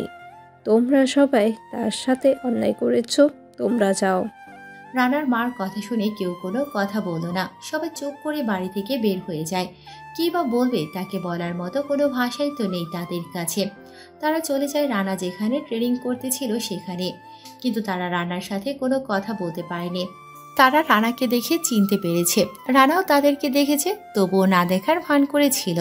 তারা গ্রাম পুলিশকে অনেক করে বলেছে রানার সাথে একবার কথা বলে চলে যাবে, কিন্তু রানা বলে দিয়েছে ট্রেনিংয়ের সময় রানা কারোর সাথে কথা বলতে পারবে না। তাই ওরা কেউ রানার সাথে কথা বলতে পারেনি। তারপরের দিন সকালবেলা রানা বসে আছে তাঁবুর কাছে। তখন আবার রানার বাড়ির লোক আসে। তারা সবাই রানার সামনে গিয়ে দাঁড়ায়। রানা মাথা তুলে তাদেরকে দেখে বলে, কি চাই? কেন এসেছেন? কোনো দরকার? রানার এমন কথায় সবাই একটুও অবাক হয় না, কারণ তারা জানে রানা এমন ধরনের কথা বলবেই। রানাকে তারা যে কষ্ট দিয়েছে এইসব রানা বলতেই পারে, এতে অবাক হওয়ার কিছু নেই। তখন রানার বাবা রানাকে বলে, তুই এতদিন কোথায় ছিলি বাবা? তোকে কত খুঁজেছি তুই জানিস? কি বলছেন আপনি? আমাকে কেন খুঁজতে যাবেন? আজব তো। বাবা, তোর সাথে আমরা অনেক অন্যায় করে ফেলেছি, তুই আমাদের মাফ করে দে। আর না হলে তুই আমাদের যে শাস্তি দিতে চাস দে, আমরা মাথা পেতে নেব। রানা ওদের কথা শুনে জোরে জোরে হাসতে থাকে। ওরা রানার হাসি দেখে অবাক হয়ে তাকিয়ে আছে রানার দিকে। তখন রানা সবাইকে বলে ওঠে, শোনেন, আমার আপনাদের কারো উপর কোনো রাগ অভিমান নেই, কিন্তু আপনাদের সাথে আমার একটা সম্পর্ক ছিল, তা ভুলে গেছি। তাই আপনারা এখন চলে যান, আমার সাথে আপনাদের কোনো পরিচয় নেই। রানার এমন ধরনের কথা শুনে রিমি কান্না করতে করতে রানার পা ধরে আর বলতে থাকে, রানা প্লিজ, আমরা আমাদের সব ভুল বুঝতে পারছি, এখন আমাদের সাথে চলো। জানো, তোমার সাথে এমন অন্যায় করার কারণে মনে হয় আল্লাহ আমাকে কোনো সন্তান দিচ্ছে না। আচ্ছা, আমাদেরকে মাফ করে দিয়ে আবার বাড়িতে আসতে পারবে না তুমি? রানা রিমির কাছ থেকে নিজের পা ছাড়িয়ে সবাইকে উদ্দেশ্য করে অন্যদিকে মুখ ঘুরিয়ে রাগী গলায় বলে, আমি বললাম না আপনাদের সাথে আমার কোনো সম্পর্ক নেই, তাহলে কেন দাঁড়িয়ে আছেন? চলে যান এখান থেকে, নাহলে কিন্তু খুব খারাপ হয়ে যাবে বলে দিলাম। রানার এমন কথায় সবাই একটু ভয় পেয়ে যায়। তাই কোনো উপায় না পেয়ে সবাই হতাশ হয়ে বাড়িতে চলে যায়। তারা যাওয়ার পর রানার ফোনে তিশা কল দেয়। রানা তিশার কল পেয়ে কল ধরে বলে, কেমন আছো? খেয়েছো কিছু? আমি ভালো আছি। তুমি কেমন আছো? আর তুমি কিছু খেয়েছো? ভালো আছি, আর খাবো একটু পরে। আমার সোনা পাখি কোথায়, কি করে? বাবার সাথে বসে বসে কার্টুন দেখতেছি। জানো, আজকে না আমার পরিবারের সবাই আমার কাছে এসেছে। তিশা জানে রানা যে এখানে এসেছে কাজের জন্য। রানা নিজেই বলেছে। তিশা বলে, তাই নাকি? তো এসে কি বললো? রানা তিশাকে একটু আগে যা যা হয়েছে সব কিছু বলল। তা শুনে তিশা বলল, বুঝতে পারছি। আচ্ছা, মাকে নিয়ে আসবে না আসার সময়? একবার যখন এসেছি এখানে, তাহলে মাকে নিয়েই ফিরবো আমার সাথে করে। তাই করো। আমারও মায়ের আদর পেতে খুব ইচ্ছে করে। আমার তো মা সেই ছোটবেলায় মারা গেছে। আবার সেই কথা মনে করে মন খারাপ করতেছো কেন? আমি মাকে সাথে করে নিয়ে আসবো তো বলেছি। এভাবে আরো কিছু কথা বলে কল কেটে দেয় রানা। আর অন্যদিকে রানার পরিবারের সবাই বাসায় যাওয়ার পরে রানার মা তাদেরকে বলে, কি এমন হতাশ হয়ে ফিরে এলেছে? আসলে তোমরা বদলিয়েছ ঠিক, কিন্তু তোমরা ছেলেটার মনে অনেক বেশি কষ্ট দিয়ে ফেলেছ। তখন বুঝতে পারিনি, কিন্তু এখন বুঝতে পারছি রূপ দেখে মানুষকে বিচার করতে নেই। আমি সত্যি ওকে অনেক কষ্ট দিয়ে ফেলেছি। জানি না রানা কখনো আমাকে মাফ করবে কি না। রানা আমাকে মাফ না করলে যে আল্লাহ আমাকে মাফ করবেন না। রানার পরিবারের সবাই যাওয়ার পরপরই রানার মা তাদেরকে বলে। এটা বলে রানার বাবা কান্না করতে করতে তার রুমে চলে যায়। পুরুষ মানুষ কান্না করে না, তারা তখনই কান্না করে যখন তারা অনেক বেশি কষ্ট পায় বা অনেক দামি কিছু হারিয়ে ফেলে। বাকিরা সবাইও মন খারাপ করে যার যার রুমে চলে যায়। রানার মা রুমে গিয়ে দেখে রানার বাবা রানার একটা ছবি হাতে নিয়ে কান্না করতেছে। তখন তিনি গিয়ে তার পাশে বসে বলে, আমি জানি তুমি তোমার কাজের জন্য অনুতপ্ত, তাই বলি কি তুমি নামাজ পড়ে আল্লাহর কাছে দোয়া করো যাতে তোমার সন্তান তোমার বুকে ফিরে আসে। মন থেকে চাইলে আল্লাহ কাউকে খালি হাতে ফেরান না। তাই করব। আমি বুঝতে পারিনি রানাকে। আমি বাবা হয়ে কি করলাম তার সাথে। আমার নিজের উপর এখন ঘৃণা লাগতেছে। রানার মা রানার বাবাকে আরো কিছু সময় বুঝিয়ে নেয়। এভাবে আরো 4 দিন কেটে যায়। এর ভেতর রানা একবারের জন্য তার বাড়িতে যায় না। আর রানার বাবাও নামাজ পড়ে তার সন্তানের জন্য কান্না করে সব সময়। তার পরের দিন সকালবেলা আজকে রানারা সবাই আবার ঢাকা চলে যাবে। রানা শুভকে বলে সবাইকে ঢাকায় পাঠিয়ে দিয়েছে শুভর সাথে করে। রানা যায় না। রানা গ্রাম পুলিশদেরকে বলে একটা গাড়ি ঠিক করেছে, ওটাতেই করে সে ঢাকায় যাবে, সাথে তার মাকে নিয়ে যাবে। তাই রানা গাড়ি নিয়ে ওদের বাড়ির সামনে চলে যায়। তারপর এক জায়গায় গাড়িটা রেখে সে তার সেই চিরচেনা বাড়ির সামনে এসে দরজায় কড়া নাড়ে। কিছু সময় পর দরজা খুলে দেয় কেউ একজন। তিনি দরজা খুলে রানাকে দেখে জড়িয়ে ধরে কান্না করতে থাকে। আসলে সে হলো রানার মা। রানা ও তার মাকে জড়িয়ে ধরে কান্না করে দেয়। এর ভিতর বাড়ির সবাই বের হয়ে এসেছে। রানার চাচি সবাইকে বলে এসেছে রানা আসছে বাড়িতে। রানার মা রানাকে ছেড়ে দিয়ে বলে, কেমন আছিস বাবা? মা আমি অনেক ভালো আছি, তুমি কেমন আছো? তুই চলে যাওয়ার পরে ভালো ছিলাম না, এখন আবার ভালো লাগতেছে। আমি সবসময় তোমার কাছে থাকবো এখন থেকে। আচ্ছা সেই 8 বছর আগের চিঠিটা কি তুমি পেয়েছো মা? পেয়েছি বাবা, আর আমি সেদিন থেকেই তোর অপেক্ষায় আছি। সবাই অবাক হয়ে আছে কিসের চিঠির কথা বলতেছে ওরা এটা নিয়ে। তখন রানার বাবা বলে ওঠে, কি রে, ভেতরে আয়, বাইরে দাঁড়িয়ে আছিস কেন? আর কিসের চিঠির কথা বলতেছিস তোরা? সরি, আমি অন্যের বাড়িতে পা রাখতে চাই না। আর কিসের চিঠি তা না হয় মা নিয়ে আসলেই দেখো। মা চিঠিটা এনে ওদেরকে দিয়ে তুমি আমার সাথে চলো এখন। তোর মা যাবে মানে কোথায় যাবে? আমার মাকে আমি সাথে করে নিয়ে যেতে চাই, কোনো সমস্যা আছে এতে? তোর মা যদি তোর সাথে যেতে চায় তাহলে এতে আমার কোনো আপত্তি নেই। আর কোনো সময় পারলে এই বাবাকে মাফ করে দিয়ে বাড়িতে চলে আসিস। এটা বলে তিনি চোখের পানি ছেড়ে দিয়ে বাড়ির ছাদে চলে যায়। আর এইদিকে রানার মা রেডি হয়ে নেয়, বাড়ির সবাইকে বলে ছাদে যায়। গিয়ে দেখে রানার বাবা বসে বসে কান্না করতেছে। তখন রানার মা তার কাছে গিয়ে বলে, তুমি এত ভেঙে পড়ো না, নিজেকে শক্ত করো। আমি রানাকে সব বুঝিয়ে বলবো। এখন রানাকে কিছু বলা যাবে না। আমি তার সাথে গিয়ে তাকে সব বুঝিয়ে বললে সে সব বুঝতে পারবে।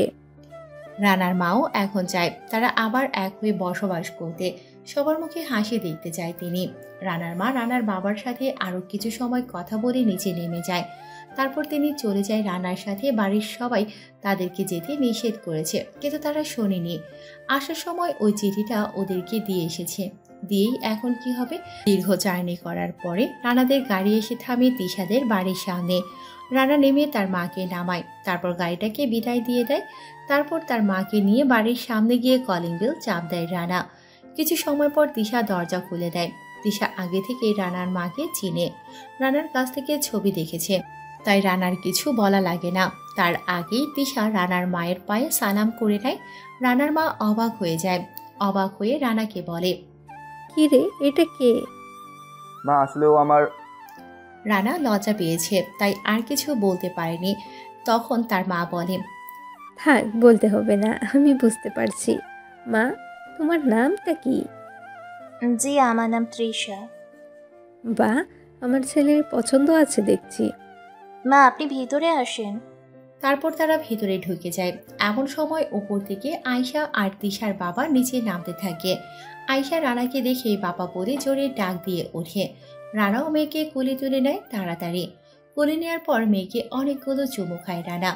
আয়শা রানাকে বলে, বাবা আমার জন্য কে এনেছো, দাও। রানা আয়শাকে কোল থেকে নামিয়ে একটা চকলেট বক্স হাতে দেয়। আয়শা ওটা পেয়ে খুব খুশি হয়ে যায়। আয়শা খুশি হয়ে তার মায়ের কাছে চলে যায়। তখন রানা তিশার বাবার সাথে তার মায়ের পরিচয় করিয়ে দেয়। তারপর রানা তার মাকে নিয়ে রুমে এসে দুজনে ফ্রেশ হয়ে আবার নিচে নেমে যায়। নিচে নামার পরে রানার মা রানাকে বলে, বিয়ে করে ফেললি, তাহলে যা, ভালো করেছিস, বৌমাও দেখতে খুব ভালো। আচ্ছা, তোর মেয়ের কি নাম রেখেছিস? মা, ওর নাম আয়শা, আর এটা হলো তিশাদের বাড়ি। তিশা আমাকে পছন্দ করছে প্রথমে, বাবাও এতে কিছু মনে করেনি যে আমাদের বিয়ে হয়ে যায় আমার মতামত নিয়ে। রানা তার মাকে সোফায় বসিয়ে আয়শাকে কোলে করে নিয়ে এসে রানার মায়ের পাশে বসে।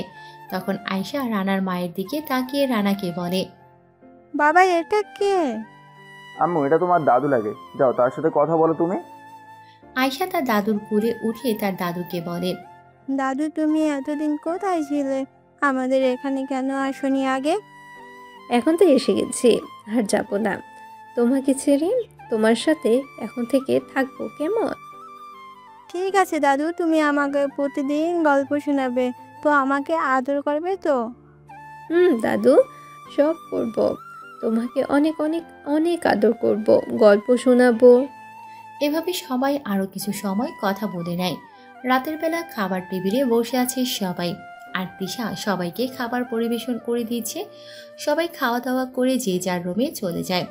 আয়শা তার দাদুর রুমে চলে গেছে, সে নাকি তার দাদুর কাছ থেকে গল্প শুনবে।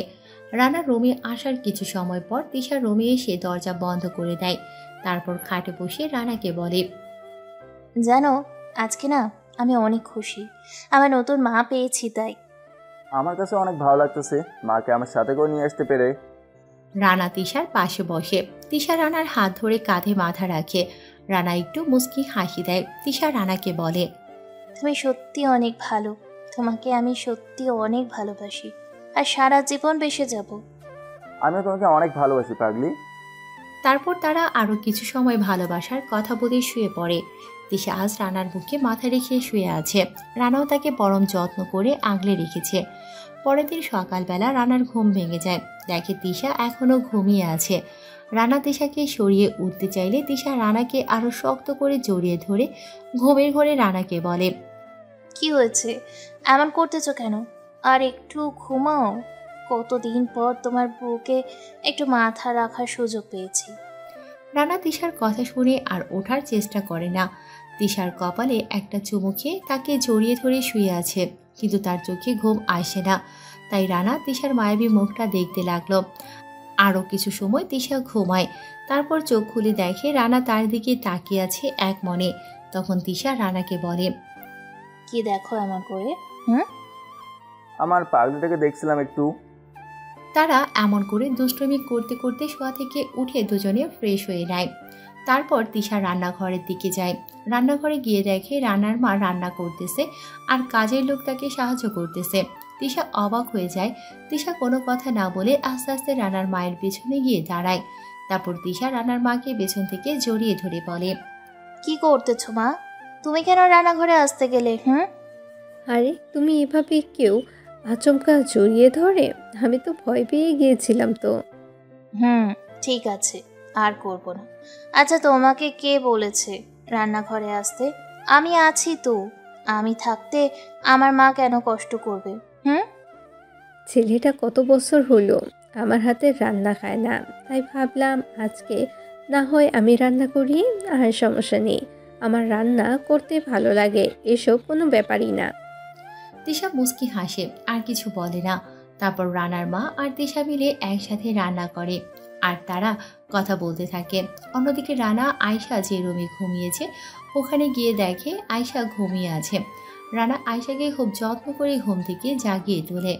তারপর রানা আয়শাকে ফ্রেশ করিয়ে কোলে করে নিচে নেমে যায়। নিচে নামার পরে রানা তিশাকে ডাক দেয়। তিশা এসে রানাকে জিজ্ঞেস করে কি হয়েছে। তখন রানা তিশাকে বলে আয়শাকে সাথে নিয়ে বাড়ি থেকে বের হয়ে যায়। তারপর আয়শাকে নিয়ে কিছু সময় ঘোরাঘুরি করে আবার বাসায় চলে আসে। তারপর সবাই একসাথে নাস্তা করে নেয়। রানা তো তার মায়ের হাতের রান্না খেয়ে পুরো খুশি হয়ে গেছে। এত বছর পর মায়ের হাতের রান্না, সেই আগের মতোই স্বাদ আছে এই হাতে। কেটে যায় আরও 1টি বছর। সবাই খুব সুন্দরভাবে জীবনযাপন করতেছে। সবার আনন্দের মনে হয় শেষ নেই। এর ভিতর রানার মা রানাকে অনেকবার বাড়ির কথা বলেছে, কিন্তু রানা প্রতিবার চুপ করেছিল। একদিন রানা গিয়েছে তাদের সেনানিবাসের কার্যালয়ে, আর তিশার বাবা তার অফিসে গিয়েছে। তখন বাড়িতে রানার মা আর তিশা ছিল। এমন সময় তাদের বাড়ির টেলিফোনে কল আসে। তিশা কল ধরে, কিন্তু চিনতে পারেনি তিশা কে কল দিয়েছে। তখন উপাস থেকে বলে, তুমি কি আর এটা কি রানার বাড়ির নাম্বার? হ্যাঁ, কিন্তু আপনি কে? আর রানা তো এখন বাড়িতে নেই। আমি রানার চাচা বলতেছি। আচ্ছা, রানার মা আছে তো, একটু তার কাছে দেওয়া যাবে? তিশা আর কথা না বাড়িয়ে রানার মাকে বলে, মা, রানার চাচা ফোন করেছে, আপনার সাথে কথা বলতে চায়। রানার মা অবাক হয়ে ফোনটা হাতে নিয়ে কানের কাছে ধরে বলে, হ্যালো, আমি রানার মা বলছি। ভাবি, আমি রানার চাচা। কেমন আছেন আপনারা? আমরা সবাই ভালো আছি, আপনারা সবাই কেমন আছেন? আমরা ভালো আছি, কিন্তু ভাই ভালো নেই। কি হয়েছে ওনার? আপনারা যাওয়ার পর থেকে খাওয়া দাওয়া বন্ধ করে দিয়েছে, তাই শরীর খারাপ ছিল। আজকে সকালে আরো হঠাৎ করে অসুস্থ হয়ে যায়, তাই এখন চাঁদপুর হসপিটালে নেওয়া হয়েছে। কি বলেন এসব? এখন কেমন আছে? ডাক্তার বলেছে আরো ভালোভাবে চিকিৎসা লাগবে, তাড়াতাড়ি সুস্থ হয়ে যাবে। ও আচ্ছা, তাহলে ঠিক মতন চিকিৎসা করতে থাকেন আপনারা, আমি দেখতেছি রানাকে বলে। এটা বলে কল কেটে দেয় রানার মা, আর চিন্তিত হয়ে বসে পড়ে। তখন তিশা বলে, কি হলো মা, কার কি হয়েছে? রানার বাবা অসুস্থ, তাকে হাসপাতালে নেওয়া হয়েছে। তাহলে তো গিয়ে দেখে আসা দরকার। কি বলো তুমি? আমরা গিয়ে কি করব? রানা যাওয়া লাগবে। আচ্ছা, তোমাকে একটা কথা বলি, তুমি করতে পারবে? মা, আপনি বলেন কি করতে হবে, আমি করে দিব, সমস্যা নেই। তুমি কি রানাকে রাজি করাতে পারবে তার বাবার কাছে যাওয়ার জন্য? জানো, ওরা সবাই তাদের কাজের জন্য অনুতপ্ত। তারা চায় রানা আবার তাদের কাছে ফিরে যাওয়ার জন্য। ঠিক আছে মা, আমি রাতে রানাকে বুঝিয়ে বলবো। আপনি কোনো টেনশন করবেন না, সব ঠিক হয়ে যাবে, দেখেন। সেদিন রাতে রানা শুয়ে আছে আর আয়শা পাশে ঘুমিয়ে আছে। তখন তিশা এসে রানার বুকে শুয়ে রানাকে জড়িয়ে ধরে। রানা তিশাকে তখন জিজ্ঞেস করে, কি হলো, এভাবে এসেই শুয়ে পড়লা যে? আমার বরের বুকে আমি শুয়েছি, কোনো সমস্যা তোমার? না মহারানী, কোনো সমস্যা নেই। তুমি সারা জীবন এভাবে শুয়ে থাকলেও সমস্যা নেই। আচ্ছা, তুমি আমাকে কতটুকু ভালোবাসো? তোমাকে তো আমি অনেক ভালোবাসি, তা বলে বোঝাতে পারবো না। যদি তুমি আমাকে সত্যি ভালোবেসে থাকো, তাহলে তোমার কাছে একটা অনুরোধ করব, রাখবে তো? আমি রাখবো পাগলি, তোমার সব কথা আমি রাখতে রাজি আছি, শুধু তোমাকে ছেড়ে যেতে পারবো না। আসলে তোমার বাবা খুব অসুস্থ, তাকে চাঁদপুর হসপিটালে নেওয়া হয়েছে। আমি চাই তুমি আগের সব কিছু ভুলে গিয়ে সবাইকে নিয়ে আবার বাঁচতে শেখো। কি বলছো তুমি? ওরা আমার সাথে কি করেছে তুমি তো সব জানো, তাহলে কিভাবে বলো এইসব তুমি? দেখো, মানুষ ভুল করে, তাই বলে কি তাদের মাফ করে দেওয়া যায় না? আর তারা তো তোমার কাছে মাপ চেয়েছে, তাহলে আর কি চাই তোমার? আমি এত কথা শুনতে চাই না, তুমি তোমার পরিবারকে নিয়ে সুখে থাকো, এইটাই চাই আমি। বুঝলাম। আচ্ছা, আমি ভেবে দেখবো। ওকে, ভেবে দেখো আর যাই দেখো, উত্তর কিন্তু সঠিক চাই আমি। মানুষ মাত্রই ভুল, আমাদের কাজ হচ্ছে তাদের ভুলগুলো ধরিয়ে দিয়ে তাদেরকে সঠিক পথে আনা। রানা তিশার কপালে চুমু দিয়ে বলে, ঠিক আছে পাগলি, আমি ভেবে দেখবো, কেমন? এখন তুমি ঘুমাও, আমিও ঘুমাবো। তারপর তিশা রানাকে জড়িয়ে ধরে ঘুমিয়ে যায়। আর রানা ভাবতে থাকে কি করবে এখন। এসব ভাবতে ভাবতে কখন যে ঘুমিয়ে গেছে তা রানা নিজেও জানে না। সকালে রানার ঘুম ভেঙে যায়। রানা দেখে তার দুই কলিজা তাকে দুদিক থেকে জড়িয়ে ধরে ঘুমোচ্ছে। তাই রানা কিছু না বলে চুপ করে আছে। অনেকক্ষণ পরে তিশার ঘুম ভেঙে যায়। তিশা দেখে রানা চুপ করে আছে আর তাদেরকে দেখতেছে। তখন তিশা রানাকে বলে, তুমি কখন উঠলে? আর এভাবে তাকিয়ে আছো যে? আমার তো আরও অনেক আগেই ঘুমিয়ে গেছে, কিন্তু তোমরা দুজন আমাকে যেভাবে ধরে রেখেছো তাই আর উঠিনি। এটা বলার সাথে সাথে দিশা রানাকে আরো শক্ত করে জড়িয়ে ধরে ফিক করে হেসে দেয়। আর দিশা রানাকে বলে, ওরে আমার পাগল রে, তোমার খুব কষ্ট হয় আমাদের নিয়ে, তাই না? কি বলো তুমি? তোমরা হলে আমার কলিজা, তোমরা আমার বুকে এভাবে সারা জীবন থাকলেও আমি কিচ্ছু বলবো না। বুঝলাম পাগল। আচ্ছা, ওটা কি ভাবলে? অনেক ভেবে বুঝলাম যে আমার পাগলটা যা বলেছে সব ঠিক বলেছে। যাও আয়সাকে জাগে তোলো, আর মাকে বলো রেডি হতে। তোমরাও রেডি হয়ে নিও, আর আগে চলো নাস্তা করে নেই। I love you. তুমি খুব ভালো। তারপর সবাই একসাথে নাস্তা করে নেয়। দিশার বাবাও যাবে সেখানে। সবাই রেডি হওয়ার পরে নিচে নেমে যায় রানা। ফোন করে হসপিটালের নাম জেনে নিয়েছে। তারপর গাড়ি বের করে রানা নিজের ড্রাইভারের সিটে বসে যায়। রানার পাশে দিশার বাবা বসেছে, আর পেছনের সিটে আছে রানার মা, দিশা আর আয়শা। গাড়ি চলতেছে তার আপন গতিতে, আর গাড়ির ভেতর চলতেছে সবার কথাবার্তা। তারপর দীর্ঘ কয়েক ঘন্টা পরে তারা এসে পৌঁছে যায় চাঁদপুর শহরে। সেখান থেকে হসপিটাল চলে যায়। বাহিরে রানার চাচা দাঁড়িয়েছিল রানাদের জন্য। তিনি রানাকে দেখতে পেয়ে খুব খুশি হয়ে যায়। তিনি কিছু বলার আগেই রানা বলে ওঠে, কেমন আছেন চাচা? আমি ভালো আছি বাবা, তুমি কেমন আছো? আমিও ভালো আছি। আচ্ছা চলো ভেতরে যাওয়া যাক আগে, সেখানে গিয়ে সবার সাথে পরিচয় করে দেবো তোমাদের। তারপর সবাই রানার চাচার সাথে ভেতরে যায়। সেখানে যাওয়ার পরে রানা দেখে রিমি, রাকিব ও রানার চাচি দাঁড়িয়ে আছে একটা রুমের বাহিরে, আর এই রুমে রানার বাবা আছে। রানা গিয়ে সবার সাথে ওই রুমে ঢুকে যায়। তারপর তার বাবার সাথে কথা বলে। রানা তার বাবাকে বলে, বাবা তুমি কোনো চিন্তা করো না, আমি তোমাকে ঢাকায় নিয়ে যাব, সেখানে তোমার চিকিৎসা করাবো আমি। বাবা তুই আমাকে মাফ করে দে, আমি বাবা হয়ে তোকে কখনো ভালোবাসিনি, বরং দিনের পর দিন তোকে কটু কথা বলেছি। বাবা সেসব আগের কথা, আমি চাই না আগের কথা এখন মনে করতে। তাই ওই সব কথা বাদ দিয়ে আমরা আবার নতুন করে বাঁচবো। ঠিক বলেছিস বাবা, আমি আগের সব কথা বলে তোকে বুকিয়ে নিতে চাই। সেখানে সবাই আরো কিছু সময় কথা বলে ডাক্তারকে ডেকে রানা তার বাবাকে ঢাকা নিয়ে যাওয়ার কথা বলে। এতে ডাক্তারও আপত্তি করে না। তাই সেদিনই সবকিছু ঠিকঠাক করে রানা তার বাবাকে ঢাকায় নিয়ে যায়। আর রাকিব, রিমি, রানার চাচা ও চাচি তারা তাদের বাড়িতে চলে যায়। তারা পরের দিন সবকিছু গুছিয়ে ঢাকা যাবে দিশার বাবার বাসায়। রানা তার বাবাকে ঢাকায় নিয়ে বড় এক নামকরা হসপিটালে ভর্তি করায়। পরের দিন রানার ভাই আর চাচারা সবাই চলে আসে ঢাকায়। সবাই আয়শাকে পেয়ে ভীষণ খুশি হয়। রিমি তো আয়শাকে দেখেই আদর করতে থাকে। 1 মাস পর রানার বাবা এখন ভালো হয়ে গেছে, আর তারা সবাই এখন একসাথে থাকবে বলে ঠিক করেছে। রানার পরিবার গ্রাম থেকে একেবারে ঢাকায় চলে আসবে, তাদের দোকান বিক্রি করে দেবে। আর ঢাকায় বড় থেকে একটা দোকান ঠিক করেছে, ওটাই এখন থেকে রানার বাবা, চাচা আর রাকিব চালাবে। রানার বাবা আর চাচা ঢাকায় বড় থেকে একটা দোকান ঠিক করেছে, ওটাই এখন থেকে রানার বাবা, চাচা আর রাকিব চালাবে। তাই রাকিব, রিমি, রানা, চাচা, চাচি আবার গ্রামে যায়। সেখানে গিয়ে দোকান বিক্রি করে দেবে আর বাড়ির সবকিছু গুছিয়ে রেখে আসবে। তারা চলে যাওয়ার কিছুদিন পর রানা তিশার বাবাকে বলে, বাবা আমার মনে হয় এখন নিজের বাড়িতে চলে যাওয়া দরকার। কেন বাবা, এখানে থাকলে কি সমস্যা? না মানে বাবা, এখন তো আমার পুরো পরিবার আমার সাথে থাকবে, তাই এখন মনে হয় নিজের বাড়িতে চলে যাওয়া দরকার। কি বলো তুমি? ওরা তোমার পরিবার, আমি কি তোমার কেউ না?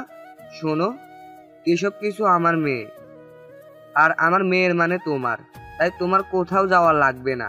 আমার মেয়েকে নিয়ে আমার সামনেই থাকো, আর তোমার পরিবারও থাকবে। তা না হয় বুঝলাম, কিন্তু লোকজন কি বলবে যদি পরিবার নিয়ে এখানে থাকি? তুমি লোকদের কথা শুনবে না আমার কথা শুনবে? তোমার বুদ্ধি ভালো, মেধা ভালো, তুমি খুব ভালো করেই জানো লোকজনের কথা শুনতে নেই, নিজের কাছে যেটা ভালো মনে হয় সেটা করো। রানা ভাবে যদি বাবা আমাকে এত দূর পর্যন্ত না আনতো তাহলে তো আমার আজ বাড়ি গাড়ি কিছুই থাকতো না। আর আজ যদি তার কথা না রাখতে পারি তাহলে আমি অনেক বড় স্বার্থপর হয়ে যাব। না, আমি বাবার কথা রাখবো। লোকজন যা বলার বলুক, লোকজনদের তো কাজই এটা, মানুষের নামে গুণগান করা। আমার পরিবার এখানে না থাকতে চাইলে তাদেরকে আমার বাড়িতে পাঠিয়ে দেব। বাবা আমি থাকবো এই বাড়িতে, আপনি কোনো টেনশন করবেন না, আমি আপনার মেয়েকে নিয়ে এখানেই থাকবো। এতে লোকজন যা বলার বলুক, তাদের কথা কান না দিলেই হবে। আমি জানতাম তুমি যা করবে ভেবেচিন্তে ভালোই তাই করবে। ঠিক আছে, আমি এখন যাই, ঘুম পাচ্ছে খুব। তোমারাও গিয়ে ঘুমিয়ে পড়ো। তিশার বাবা চলে যাওয়ার পরে রানা উঠে তার মা বাবার রুমে যায়, আর তিশা আয়েশাকে নিয়ে তাদের রুমে চলে যায়। রানা তার মা বাবার রুমের সামনে গিয়ে বলে, মা আসতে পারি? আয় বাবা, তোর আবার অনুমতি কিসের? আয় ভিতরে এসে বস। রানা ভিতরে ঢুকে দেখে তার বাবা মা বসে আছে। রানাও গিয়ে তাদের পাশে বসে পড়ে, তারপর তাদেরকে বলে, মা বাবা, তোমাদের কাছে আমি একটা জিনিস চাইবো, পারবে দিতে?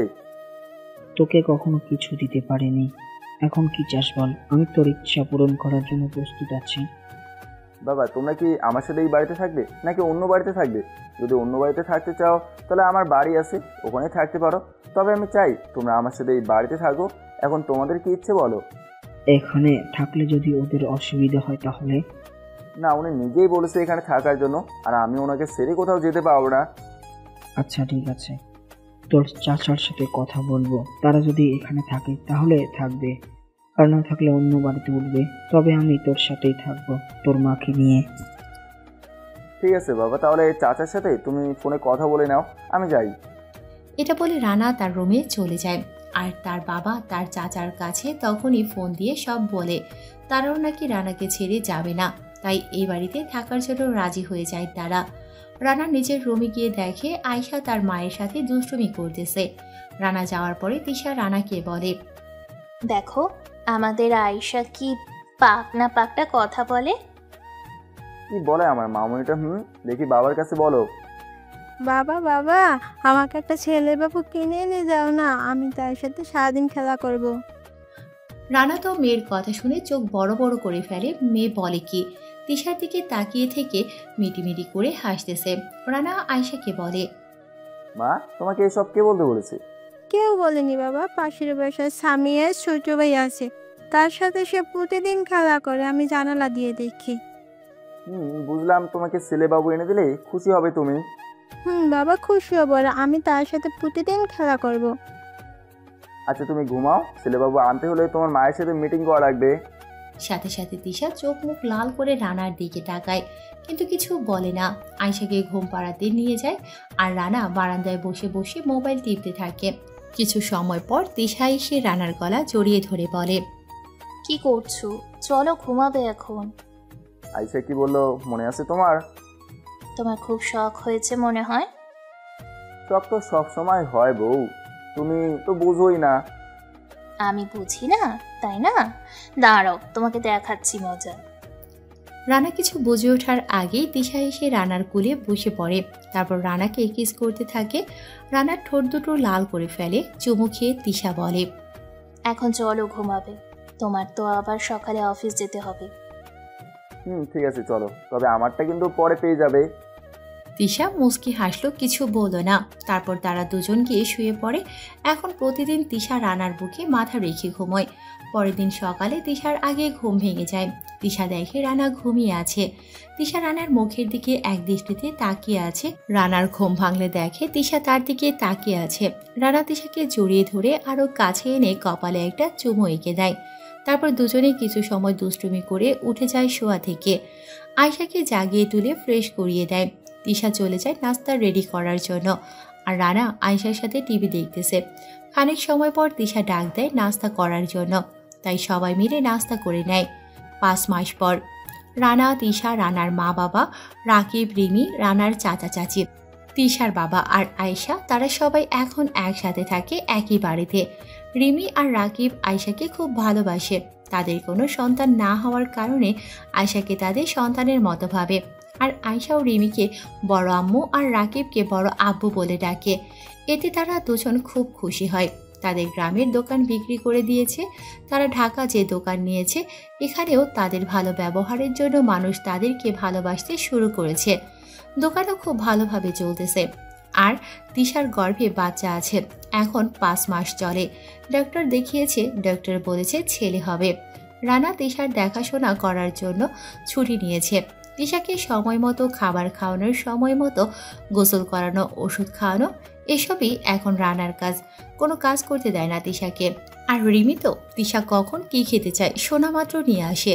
মোট কথা তিশার বাচ্চা হবে, তাই বাড়ির সবাই খুব খুশি। এভাবে তিশাকে নিয়ে সময় কাটতেছে, যত সময় কাটতেছে ততই বাচ্চা হওয়ার সময় ঘনিয়ে আসতেছে। অবশেষে সেই দিন চলে এসেছে। রানা রুমে বসে বসে মোবাইল টিপতেছে। তখন তিশা রানাকে বলে তার খুব খারাপ লাগতেছে। রানা খুব চিন্তায় পড়ে যায়। বাড়ির সবাইকে ডাক দিলে সবাই বলে হসপিটালে নিয়ে যাওয়ার জন্য, তাই হসপিটালে নেওয়া হয়। সেখানে গিয়ে ডাক্তারকে দেখালে ডাক্তার বলে এখনই অপারেশন করাতে হবে, না হলে সমস্যা হয়ে যাবে। তারপর তিশাকে অপারেশন করাতে নিয়ে যায়। আর বাহিরে সবাই চিন্তিত হয়ে আছে, কি হবে না হবে এসব ভাবতে ভাবতে রানার চোখে পানি চলে আসে। অনেকক্ষণ পরে ডাক্তার বের হয়ে আসে। রানা ডক্টরের কাছে গিয়ে বলে, ডাক্তার, আমার তিশা কেমন আছে? ও ঠিক আছে তো? আপনি শান্ত হন মিস্টার। আলহামদুলিল্লাহ, আপনার ওয়াইফ এবং আপনার বাচ্চা দুজনেই সুস্থ আছে। ধন্যবাদ ডাক্তার, আপনাকে অনেক অনেক ধন্যবাদ। আমি কি এখন তার সাথে দেখা করতে পারবো?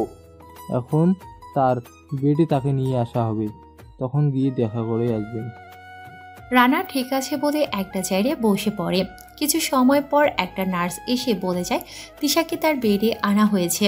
তাই সবাই গিয়ে আস্তে আস্তে তিশার সাথে দেখা করে আসে। সবার দেখা করা শেষ হলে রানা ভেতরে ঢোকে। রানা ভেতরে গিয়ে দেখে তার বেবিকে তিশার পাশে রেখেছে, আর তিশা বেবির দিকে তাকিয়ে আছে এক মনে। রানা যে এসেছে তিশার কোনো হুঁশ নেই। রানা গিয়ে তিশার গালে চুমু এগিয়ে দেয়। তিশা ভয় পেয়ে যায়, তাকিয়ে দেখে রানা, তাই মিষ্টি একটা হাসি দিয়ে বলে, তুমি? আমি তো ভয় পেয়ে গিয়েছিলাম, যেভাবে চোরের মতো এসেছো।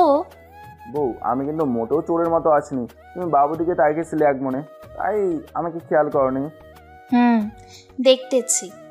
আমাদের বেবিটা কার মতো হয়েছে, আমার নাকি তোমার? রানা বাবুকে কুলি নিয়ে বলে, আমার তো মনে হয় তোমার মতো হয়ে গেছে, পুরো তোমার মতো দেখতে লাগে।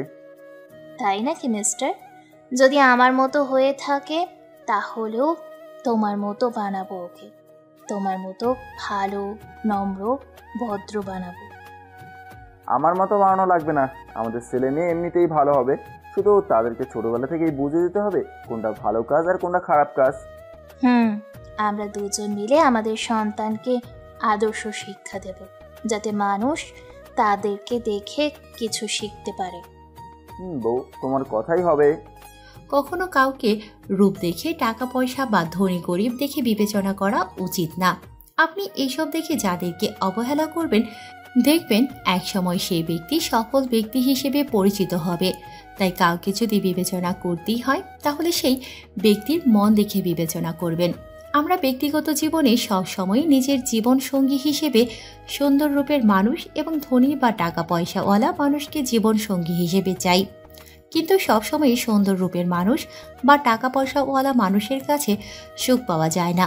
তাই আপনারা নিজেদের জীবন সঙ্গী সুন্দর রূপ, টাকা পয়সা আছে এবং সাথে সাথে যার মনটাও ভালো, যে আপনাকে সারা জীবন সুখে শান্তিতে রাখতে পারবে, এমন কাউকে নিজের জীবনের সাথে জড়াবেন। আর হ্যাঁ, বিয়ের পর সন্তানকে ছোট থেকেই ভালো কিছু শেখাবেন, তাহলে তারা বড় হলেও ওই নীতি মেনে চলবে। বাচ্চাদেরকে ছোট থেকেই ভালো খারাপ বোঝাতে হয়, তাহলে তারা কখনো খারাপ কাজে যাবে না। সবাই ভালো থাকবেন এবং তিশা রানার জন্য দোয়া করবেন, যাতে তারা সারা জীবন সুখে থাকতে পারে। আল্লাহ হাফেজ।